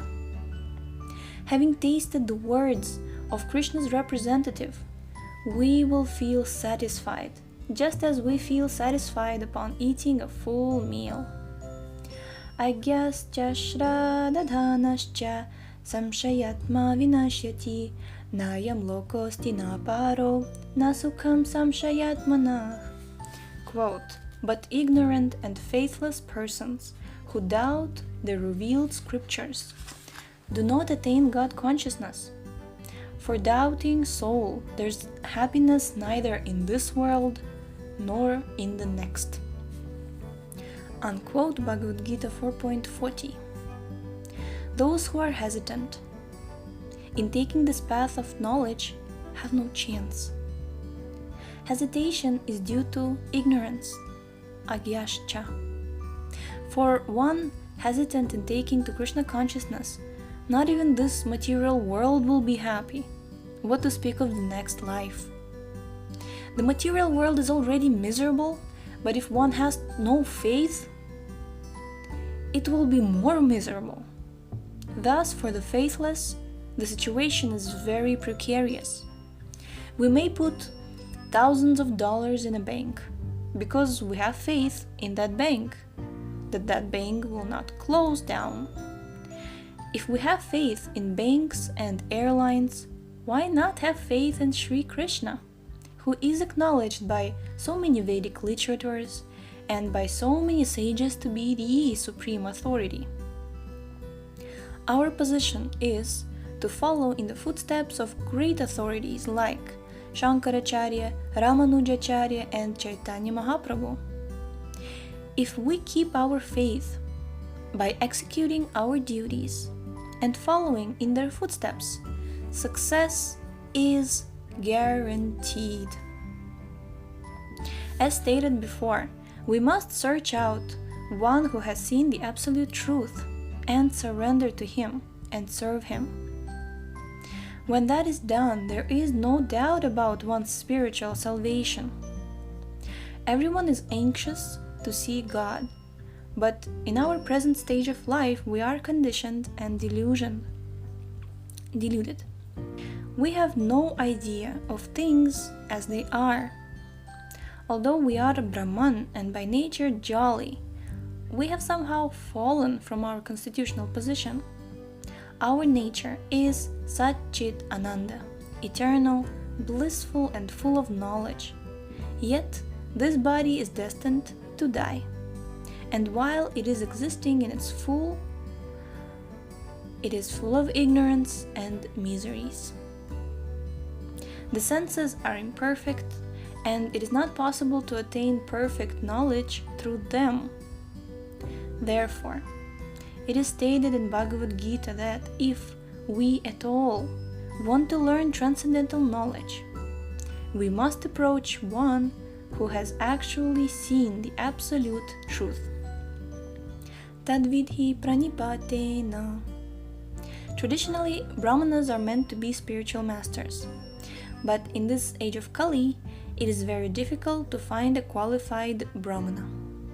Consequently, it is very difficult to find a qualified spiritual master.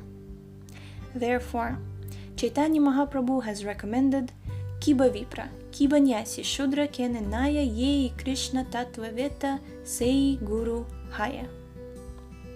Quote, whether one be a Brahmana or a Shudra, or a sannyasi or a householder, it doesn't matter. If he knows the science of Krishna, he is a bona fide spiritual master. Thank you so much for tuning in today, and the link to this book is in the description, and we shall continue tomorrow with more of the beautiful, beautiful definitions of the spiritual master beyond birth qualifications, but towards the essential qualifications. So, see you tomorrow. Hare Krishna.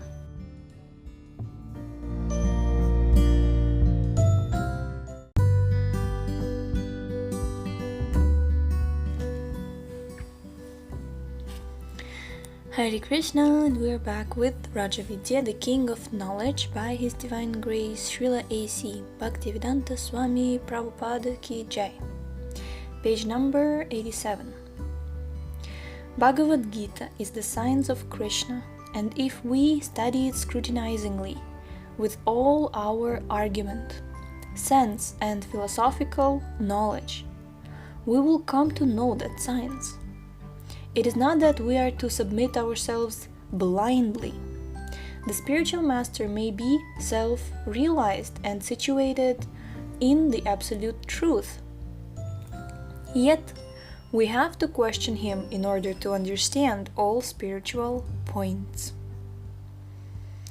If one is able to factually answer the questions about the science of Krishna, He is the spiritual master, regardless of where he's born or what he is, whether he be a Brahmana or Shudra or American, Indian or whatever.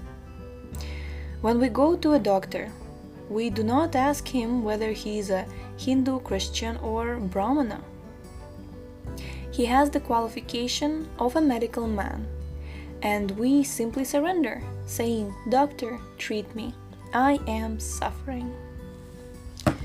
Jai. So, "Doctor, treat me. I am suffering." Krishna is the ultimate goal of spiritual science.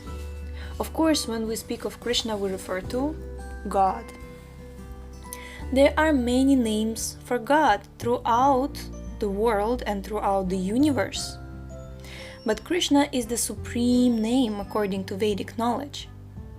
Therefore, Lord Chaitanya Mahaprabhu recommended the chanting of Hare Krishna, Krishna Krishna, Hare Hare, Hare Rama, Rama Rama, Hare Hare, as the supreme means for realization in this age.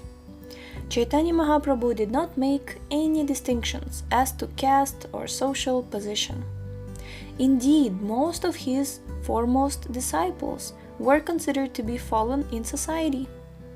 Chaitanya Mahaprabhu even appointed Haridas Thakur, a Mohammedan, as Namacharya, or preceptor of the holy names. Similarly, Rupa and Sanatana Goswamis, two of Lord Chaitanya's principal disciples, were formerly known as Sakar Malik and Dabir Khas, and they were employed by the Mohammedan government. In those days, the Hindus were so strict that if a Brahmana accepted service from a non-Hindu, he was immediately ostracized from Hindu society. Despite this, Rupa and Sanatana Goswamis were made principal authorities in the science of Krishna by Chaitanya Mahaprabhu. So there is no bar against anyone. Anyone can become a spiritual master provided he knows the science of Krishna. This is the only qualification, and this science is, in essence, contained in Bhagavad Gita. At the present moment, thousands of spiritual masters are needed to spread this great science throughout the world. We should understand that when Krishna is speaking to Arjuna in Bhagavad Gita, he is speaking not simply to Arjuna alone, but to the whole human race. Sri Krishna himself declares that simply by knowing the science of Krishna, Arjuna would not be subject to illusion. Yajgetva na punarmoham. If we make a very good ship, we can easily cross the Atlantic Ocean. At present, we are in the midst of the ocean of ignorance, for this material world has been likened to a great ocean of nescience. Therefore, Lord Chaitanya Mahaprabhu prayed to Krishna in this way: Ainandata noja kinkaram patitam mam vishame bhavam budao kripaya tava pada pankaja stita duli sadrisham vichintaya. O son of Maharajananda, I am your eternal servitor, and although I am so, somehow or other I have fallen into the ocean of birth and death. Please pick me up from this ocean of death and fix me as one of the atoms at your lotus feet. Shikshashtakam, verse 5. If we have the boat of perfect knowledge, there is no fear, for we can cross the ocean very easily. Even if a person is most sinful, if he receives the boat of the science of Krishna, he can cross the ocean very easily. As stated before, Bhagavad Gita 4.36, it does not matter what we were in our past lives. Because we were in ignorance, we may have committed so many abominable actions, Indeed, no one can say that he is free from sinful activity. But according to Bhagavad Gita, this does not matter.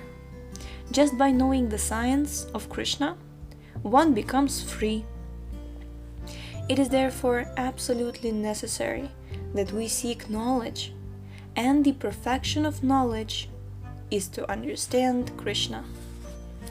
Today there are so many theories, and everyone claims to know the best way to live. Therefore, so many isms have developed. Of these, communism has become very prominent in the world. But in Srimad Bhagavatam, we find the seed for spiritual communism. There, Narada Muni explains that in this universe, whether one be in a lower, middle, or higher planetary system, or even in outer space, all natural resources are manifested by the Supreme Lord. We must understand that whatever exists in this world was not produced by any human being, but everything was created by God. No sane man can deny this. Sri Ishopanishad enjoins. Ishavasyamidam sarvam yatkincha jagatyam jagad tyena tyaktena bhunjita magridah kasya svidhanam. Quote, everything animate or inanimate that is within the universe is controlled and owned by the Lord. One must therefore accept only those things necessary for himself, which are set aside as his quota.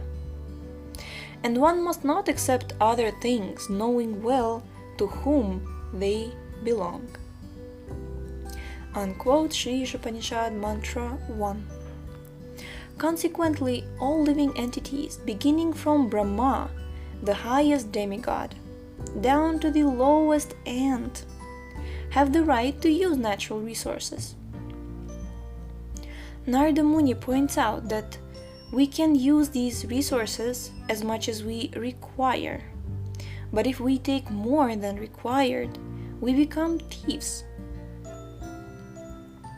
Unfortunately, everyone is trying to conquer and predominate.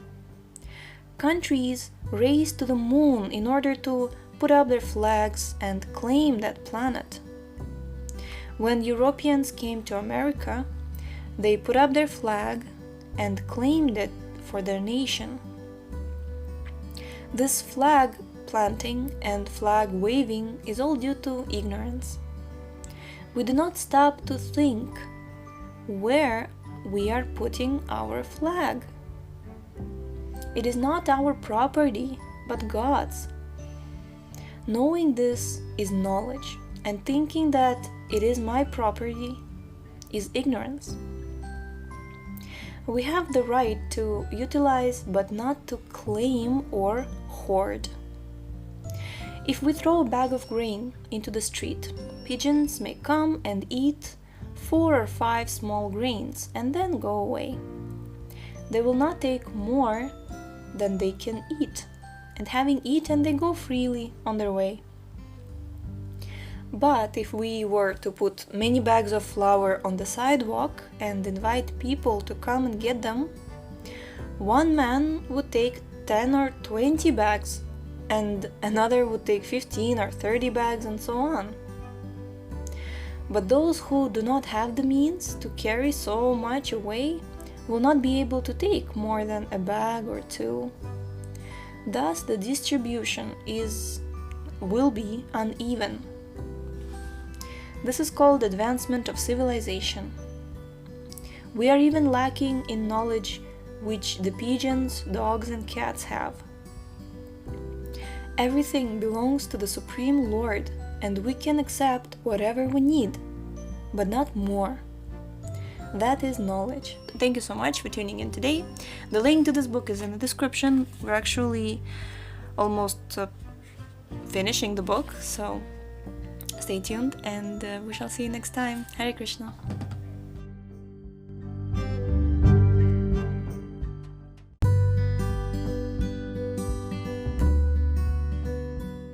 Jai, Hare Krishna, and we're back with Rajavidya, the King of Knowledge, by His Divine Grace, Srila A.C. Bhaktivedanta Swami Prabhupada. Ki Jai. Page number 91. By the Lord's arrangement, the world is so made that there is no scarcity of anything. Everything is sufficient, provided that we know how to distribute it. However,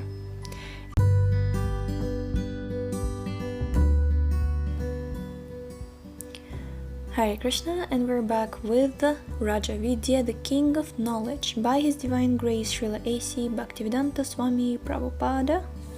Ki Jai. Page number 95. The gopis, or coward girlfriends of Krishna, underwent tremendous penances in their previous lives to attain Krishna as their husband. Similarly, in Srimad Bhagavatam, Shukadeva Goswami says that those boys who were playing with Krishna had undergone great penances and austerities in their previous lives in order to acquire Krishna as a playmate. Thus, the playmates, associates, and wives of Krishna are not ordinary living entities. Because we have no idea of Krishna consciousness, we take his activities as trifling, but actually as triflings, but actually they are sublime. All perfection of our desires is there. Whatever desires we have constitutionally will be perfectly fulfilled when we are in Krishna consciousness. Krishna did not need any friends to play with, nor did he desire a single wife. We take on a wife because we want to fulfill some desire. We have some desire to fulfill, but Krishna is complete in himself, Purnam. A poor man may desire to have $1,000 in the bank, but a rich man who has millions has no such desire. If Krishna is the Supreme Personality of Godhead, why should he have desires? Rather, he fulfills the desires of others. Man proposes and God disposes. If Krishna had any desires, he would be imperfect, for he would be lacking something. Therefore, he says that he has no desire to fulfill. As Yogeshwara, or a master of all yogis, whatever he wills is immediately realized. There's no question of desire. He becomes a husband or lover or friend just to fulfill the desires of his devotees. If we accept Krishna as friend, master, son, or lover, we will never be frustrated. Every living entity has a specific relationship with Krishna, but at present this relationship is covered. As we advance in Krishna consciousness, it will be revealed. Although the Supreme Lord is full and has nothing to do, he works in order to set an example. He is not bound to his activities in the material world, and one who knows this also becomes free from reactional activities. Evam gyatva kritam karma purvairapi mumukshubhih kuru karmaiva tasmatvam purvaih purvataram kritam. Quote, all the liberated souls in ancient times acted with this understanding, and so attained liberation. Therefore, as the ancients, you should perform your duty in this divine consciousness. Unquote, Bhagavad Gita 4.15. The process of Krishna consciousness requires that we follow in the footsteps of the great acharyas who have attained success in spiritual life. If one acts by following the examples set by great acharyas, sages, devotees and enlightened kings who have performed karma yoga in their lives, he shall also become free. We shall also become free. On the battlefield of Kurukshetra, Arjuna was very much afraid of being entangled in his activities by engaging in warfare. Krishna therefore assured him that if he fought for his sake, for Krishna's sake, there would be no possibility of entanglement. Kim karma kim akarmeti kavayopyatra mohitah tate karma pravakshyami yajgatva mokshase subhat.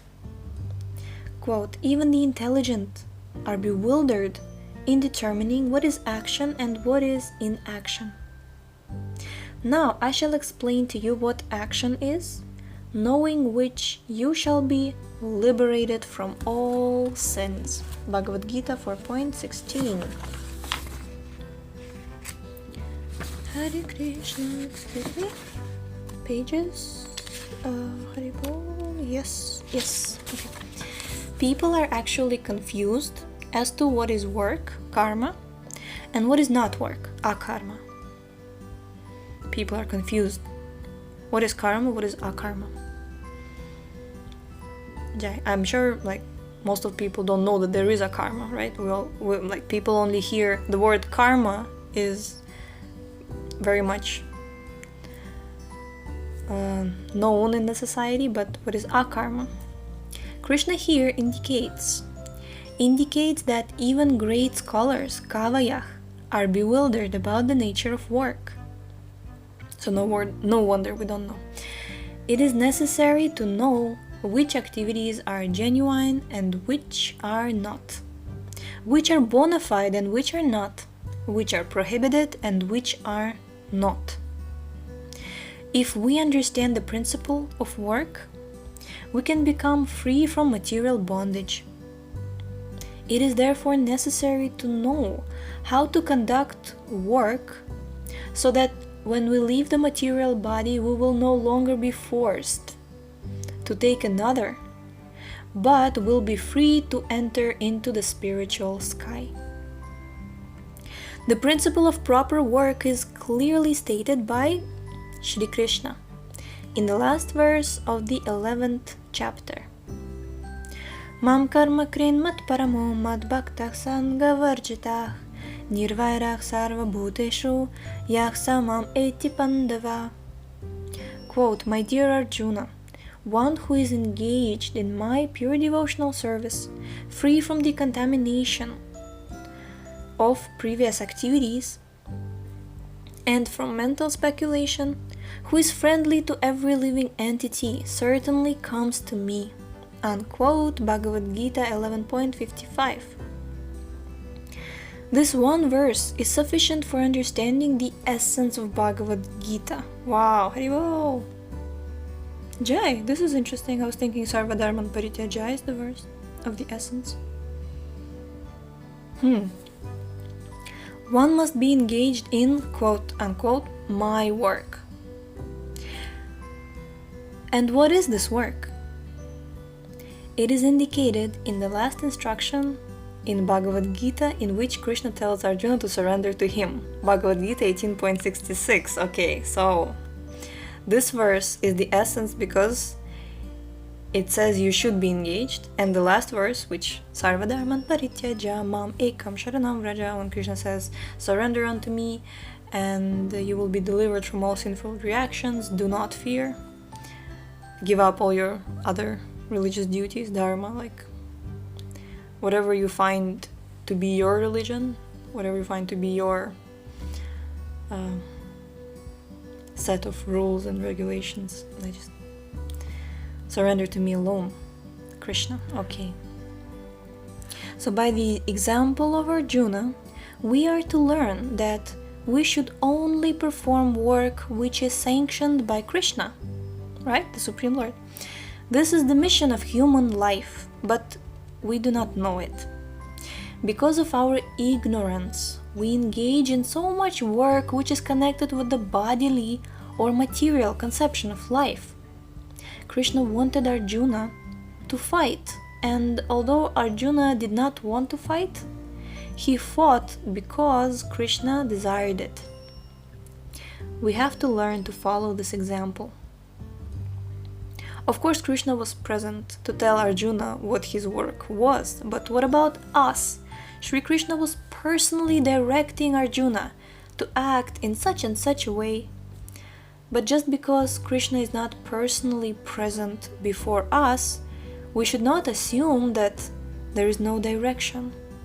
Indeed, there is direction. In the last chapter of Bhagavad Gita, the proper work which we are to perform is given. Haribo! And we will find out about this work tomorrow. Sorry, we'll have to stop here for today. So thank you so much for tuning in, and the link to this book is in the description. We're really finishing like maybe tomorrow or day after, so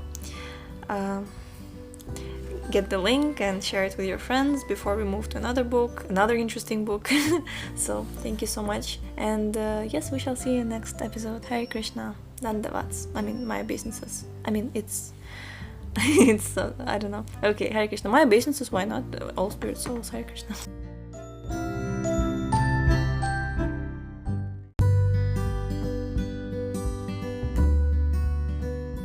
Hare Krishna, and we are back with Rajavidya, the King of Knowledge, by His Divine Grace, Srila A.C. Bhaktivedanta Swami Prabhupada. In the last episode, we stopped at the very important point.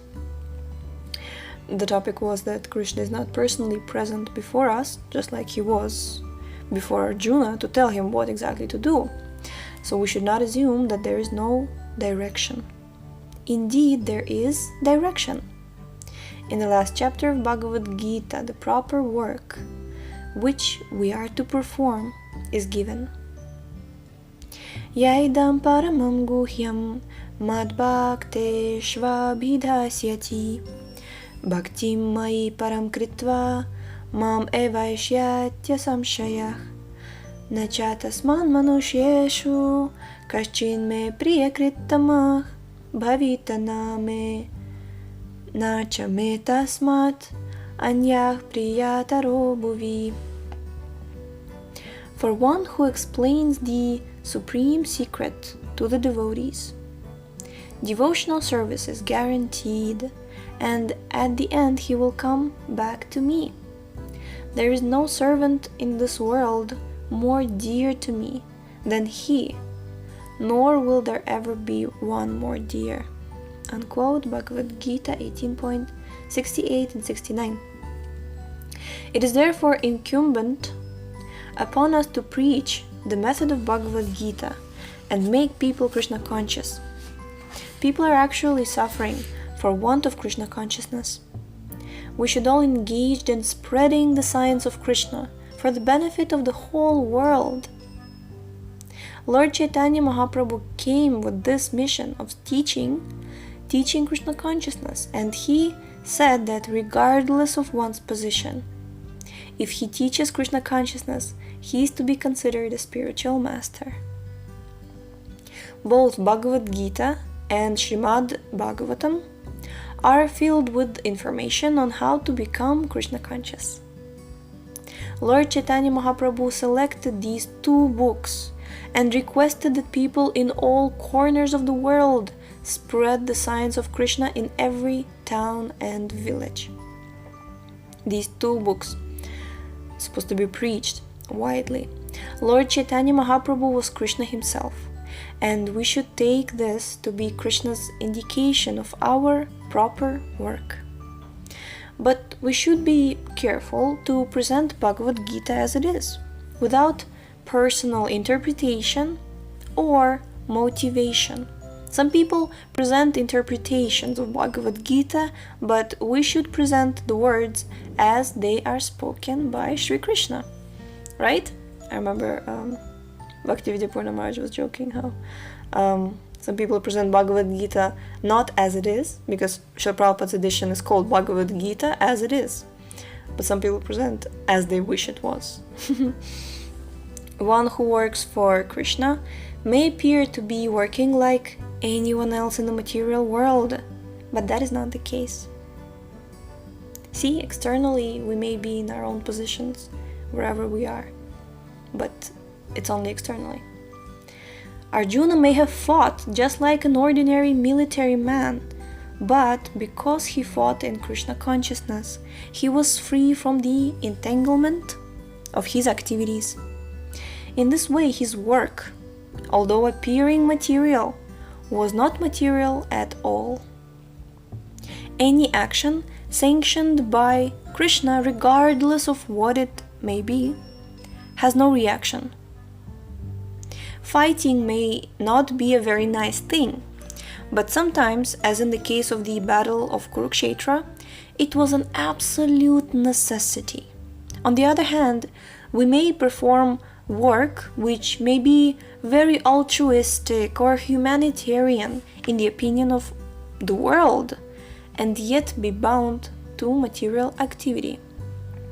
So it is not the action itself which is important, but the consciousness in which the action is carried out. Karmano hyapi bodhavyam, bodhavyam cha vikarmanah, akarmanascha bodhavyam, gahana karmano gati. Quote, the intricacies of action are very hard to understand. Therefore, one should know properly what action is, what forbidden action is, and what inaction is. Unquote, Bhagavad Gita 14.17. 4.17. The path of karma is very intricate. Therefore, we should understand the distinctions between karma, akarma, and vikarma. If we simply engage in Krishna consciousness, everything becomes clear. Sometimes we just read these sentences and just, keep reading, but just read this. If we simply engage in Krishna consciousness, everything becomes clear. And knowing that Srila Prabhupada, who he was, this is not just some exaggeration that he made up so that you would, buy his books, and, this is real stuff, okay? This is absolute truth. This is Krishna consciousness, God consciousness, focusing on the Supreme Lord, Krishna. This is just... Okay, I'm stopping. Otherwise, we will have to make distinctions between what we should do and what we should not do in order not to become entangled. In the ordinary course of life, we unknowingly break some law and have to suffer the consequences. Hence, why do bad things happen to good people, huh? It happens to me, that's why. Similarly, why am I so talkative? Hare Krishna. Similarly, the laws of nature are very strict and stringent, and they accept no excuse. It is a law of nature that fire burns, and even if a child touches it, he will be burned despite his ignorance and innocence. Thus, we have to choose our course of action very carefully, lest the stringent laws of nature react to bind us to suffering. It is therefore necessary to understand what work to do and what work to avoid. The word karma refers to prescribed duties. The word vikarma refers to activities which are against one's prescribed duties. Right? So actually the world got it wrong, right? There is this thing like the law of karma, everyone knows about the law of karma, but nobody knows that when you break the law of karma, which is prescribed duties, you actually perform vikarma, and that's the bad reactions. Not that the karma is the bad reaction, the vikarma. Okay. And the word akarma refers to activities which have no reactions at all. In the execution of akarmic activities, there may appear to be some reactions, but in actuality they are not. When we work under the directions of Krishna, this is actually the case. There are no reactions. If we take it upon ourselves to kill someone, we are subject to capital punishment by the state government. Our actions are then called vikarma, for they are against prescribed actions. If, however, the government drafts us into the army and we engage in a battle and kill someone, we do not suffer the reactions, and this is called akarma. In the one case, we are acting according to our own whims, and in the other, we are acting under the direction of the government. Similarly, when we act under the direction of Krishna, our actions performed are called akarma. For that kind of activity has no reaction. So that's akarma. Karmanya karmayah pashed, akarmani cha karmayah. Sa buddhiman manusheshu, sa yuktah kritsna karma krit. One who sees inaction in action, and action in inaction, is intelligent among men, and he is in the transcendental position although engaged in all sorts of activities. Unquote, Bhagavad Gita, point 18. One who can actually see that despite activities there are no karmic reactions, who understands the nature of akarma, actually sees things as they are. The word akarmani refers to one who is trying to avoid the reactions of karma. By dovetailing his activities in Krishna consciousness, although one may perform all kinds of activities, he is free. On the battlefield of Kurukshetra, Arjuna engaged in fighting, and those on the side of Duryodhana also engaged in fighting. We must understand how it is that Arjuna is free from reaction, whereas Duryodhana is not. Externally, we can see that both parties are engaged in fighting, but we should understand that Arjuna is not bound by reactions, because he is fighting under the order of Krishna. Thus, when we see someone working in Krishna consciousness, we should understand that his work does not carry any reaction. One who can see such work and understand it is to be considered very intelligent. Sa buddhiman. The technique is not so much in seeing what a person is doing, but in understanding why he is doing it. Actually, Arjuna was engaged in very unpleasant activity on the battlefield. But because he was in Krishna consciousness, he suffered no reaction. We may be performing some action which we may consider to be very good, but if we do not perform it in Krishna consciousness, we have to suffer the reactions. From the material point of view, Arjuna's initial decision not to fight was a good one, but from the spiritual point of view, it was not.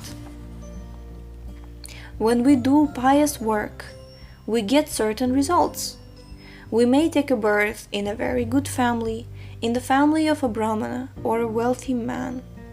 We may become very rich or very learned, or we may become very beautiful. On the other hand, if we do impious work, we may have to take birth in a low-class family or animal family, or become illiterate or foolish or very ugly. Although we engaged in very pious work and take a good birth, we will still be subject to the stringent laws of action and reaction. Our principal aim should be to escape the laws of this material world. If we do not understand this, we will become attracted by aristocratic families, wealth, or a good education, or a beautiful body. We should come to understand that despite having all these facilities for material life, we are not free from birth, death, old age, and disease. To caution us of this, Sri Krishna warns in Bhagavad Gita, Abrahma bhuva nalokah punaravartino Arjuna, mamupetya tu kaunteya punarjanma navidyate. Quote, from the highest planet in the material world down to the lowest, all are places of misery wherein repeated birth and death take place. Unquote, Bhagavad Gita 18.16. Even on Brahmaloka, the highest planet in the material universe, repetition of birth and death are also present. We have to go to Krishna's planet in order to be free from this. It may be very nice to be a rich man or a beautiful man, but how long shall we remain such? That is not our permanent life. We may remain learned, rich and beautiful for 50, 60, or at most 100 years. But real life is not for 50 or 100 years, nor 1,000 years, not even 1,000,000 years. We are eternal, and we have to attain our eternal life. That we have not attained it is our whole problem. That problem can be solved when we are Krishna conscious. Jai, we're going to stop here for today. Oh, and we're going to complete the book tomorrow. So, thank you so much for tuning in today. And the link to this beautiful book is in the description, as always. So, stay tuned and we shall see you next time. Hare Krishna.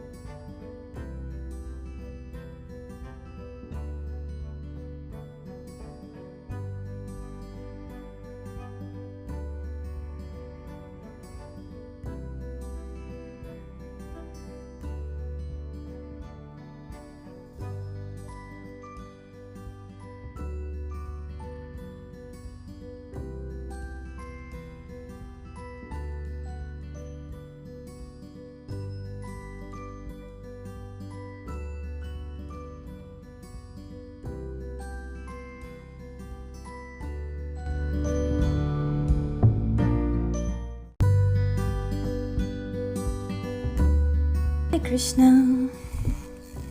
Hare Krishna everyone, and we are back with the Rajavidya, the King of Knowledge, by His Divine Grace Srila A.C. Bhaktivedanta Swami Prabhupada. Jai. Page number 105.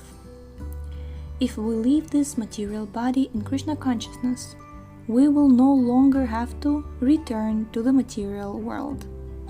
The point is to avoid this material existence altogether. It is not a question of improving our condition in the material world.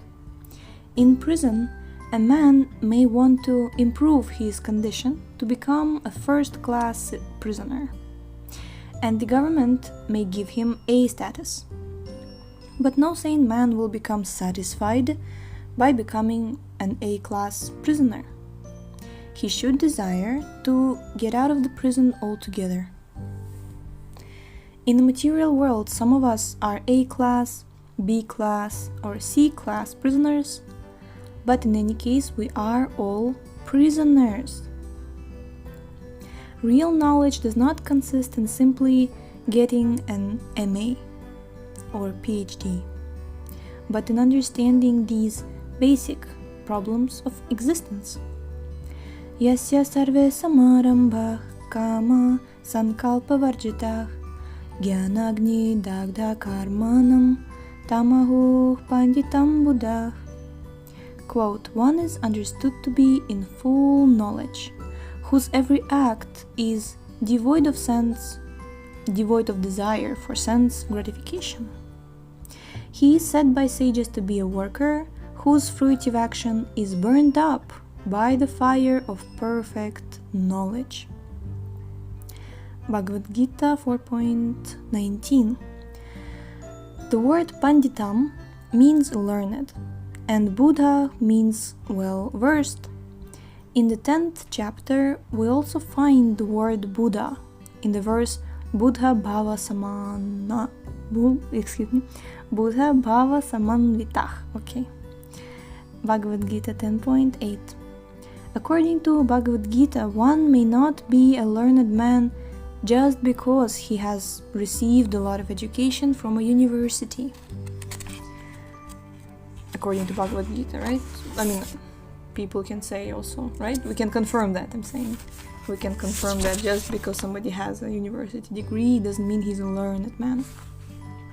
Bhagavad Gita says that he is a learned man who can see everything on an equal level. Vidya vinaya sampanne brahmane gavihastini shuni chaiva shvapakecha panditah samadarsanah. Quote, the humble sage, by virtue of true knowledge, sees with equal vision a learned and gentle brahmana, a cow, an elephant, a dog, and a dog-eater, outcast. Unquote, Bhagavad Gita 5.18.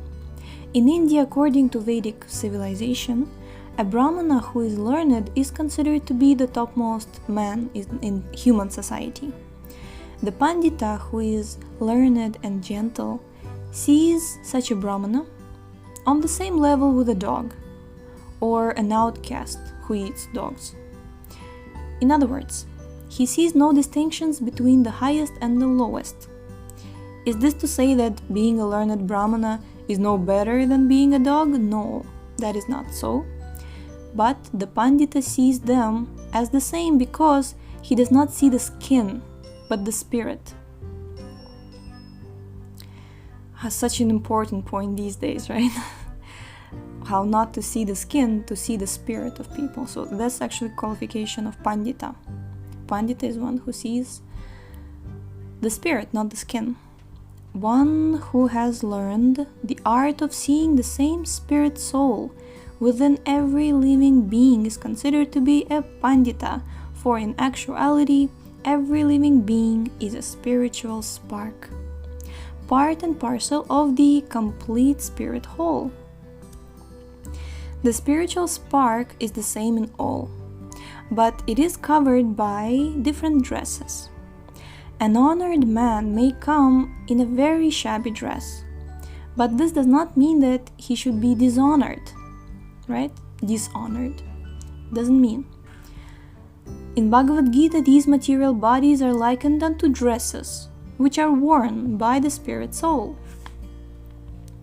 I'm really looking forward to making illustrations for all these analogies. I remember when I was small, like 10 years old, there was one like newspaper or magazine devotees made, and I saw that like there's this like a person coming and like changing a dress, and the dress looks like a body, like basically like how the soul is choosing dresses which are actually like material bodies. It's just external dresses which we change. Vasamsi jirnaniya thavinai. Oh, okay. Today I can't edit the audio, so you will have to hear the mistakes. I'm sorry. Vasamsi jirnani yatha vihaya navani grinati naroparani tatha sharirani vihaya jirnani anyani samyati navani dehi.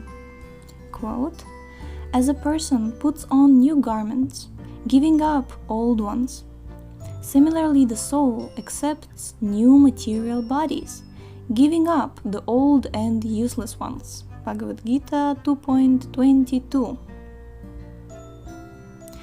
Whenever we see any living being, any living entity, we should think, here is a spirit soul. Anyone who can understand such a spiritual vision of life is Pandita. Chanakya Pandit gives the standard for education or the qualification for a Pandita in this way. Quote, the learned man sees all women, with the exception of his wife, as his mother. He sees all material possessions as garbage in the street, and he looks on the sufferings of others as he would look on them in himself. Unquote. Lord Buddha taught that we should not even hurt animals by word or deed. This is the qualification for a Pandita, and this should be the standard of life. Haribol! Imagine the standard of life if a man sees all women, with the exception of his own wife, as mothers. He sees all material possessions as garbage in the street, meaning like he's not after material possessions or somebody else's material possessions, and he looks on the sufferings of others as he would look on them in himself, right? And this is a beautiful standard of life. Hare Krishna, may we all come to this standard. It is therefore to be, and we will, by taking up the process of Krishna consciousness and Bhakti Yoga, you can see such standard of life actually maintained. Believe me, I've seen. So this is not like some kind of utopia, no. Haribol. Okay. It is therefore to be understood that one is to be considered educated in accordance with his vision of life and his activity in accordance with that vision, not by his academic degrees. Let's read that again. It is therefore to be understood that one is to be considered educated in accordance with his vision of life and his activity in accordance with that vision, not by academic degrees. This is the understanding of the word Pandita from Bhagavad Gita. Similarly, the word Buddha specifically refers to one who is well versed in the study of scripture. The results of such realization and scriptural learning are thus described in Bhagavad Gita. Aham sarvasya prabhavo mattah sarvam pravartate iti matva bhajante mam buddha bhava samanvitaha. Quote, I am the source of all spiritual and material worlds. Everything emanates from me. The wise, who know this perfectly, engage in my devotional service and worship me with all their hearts. Unquote. Bhagavad Gita 10.8. The well-versed person or Buddha is one who has understood that Krishna is the origin of all emanations. Whatever we happen to see is but an emanation of Krishna. For millions and millions of years, sunshine has been emanating from the sun, and yet the sun is as it is. Similarly, all material and spiritual energies are coming from Krishna. As a result of knowing this, one becomes a devotee of Krishna. Thus, one who knows that he must work in Krishna consciousness, who no longer desires to enjoy this material world, is actually learned. Everyone is working in the material world due to lust, kama. But the wise man is free from the dictations of this lust, kama sankalpa varjitah. How is this possible? Gyanagni dagdha karmanam. The fire of knowledge burns up all reactions of sinful activities. It is the most potent of purifiers.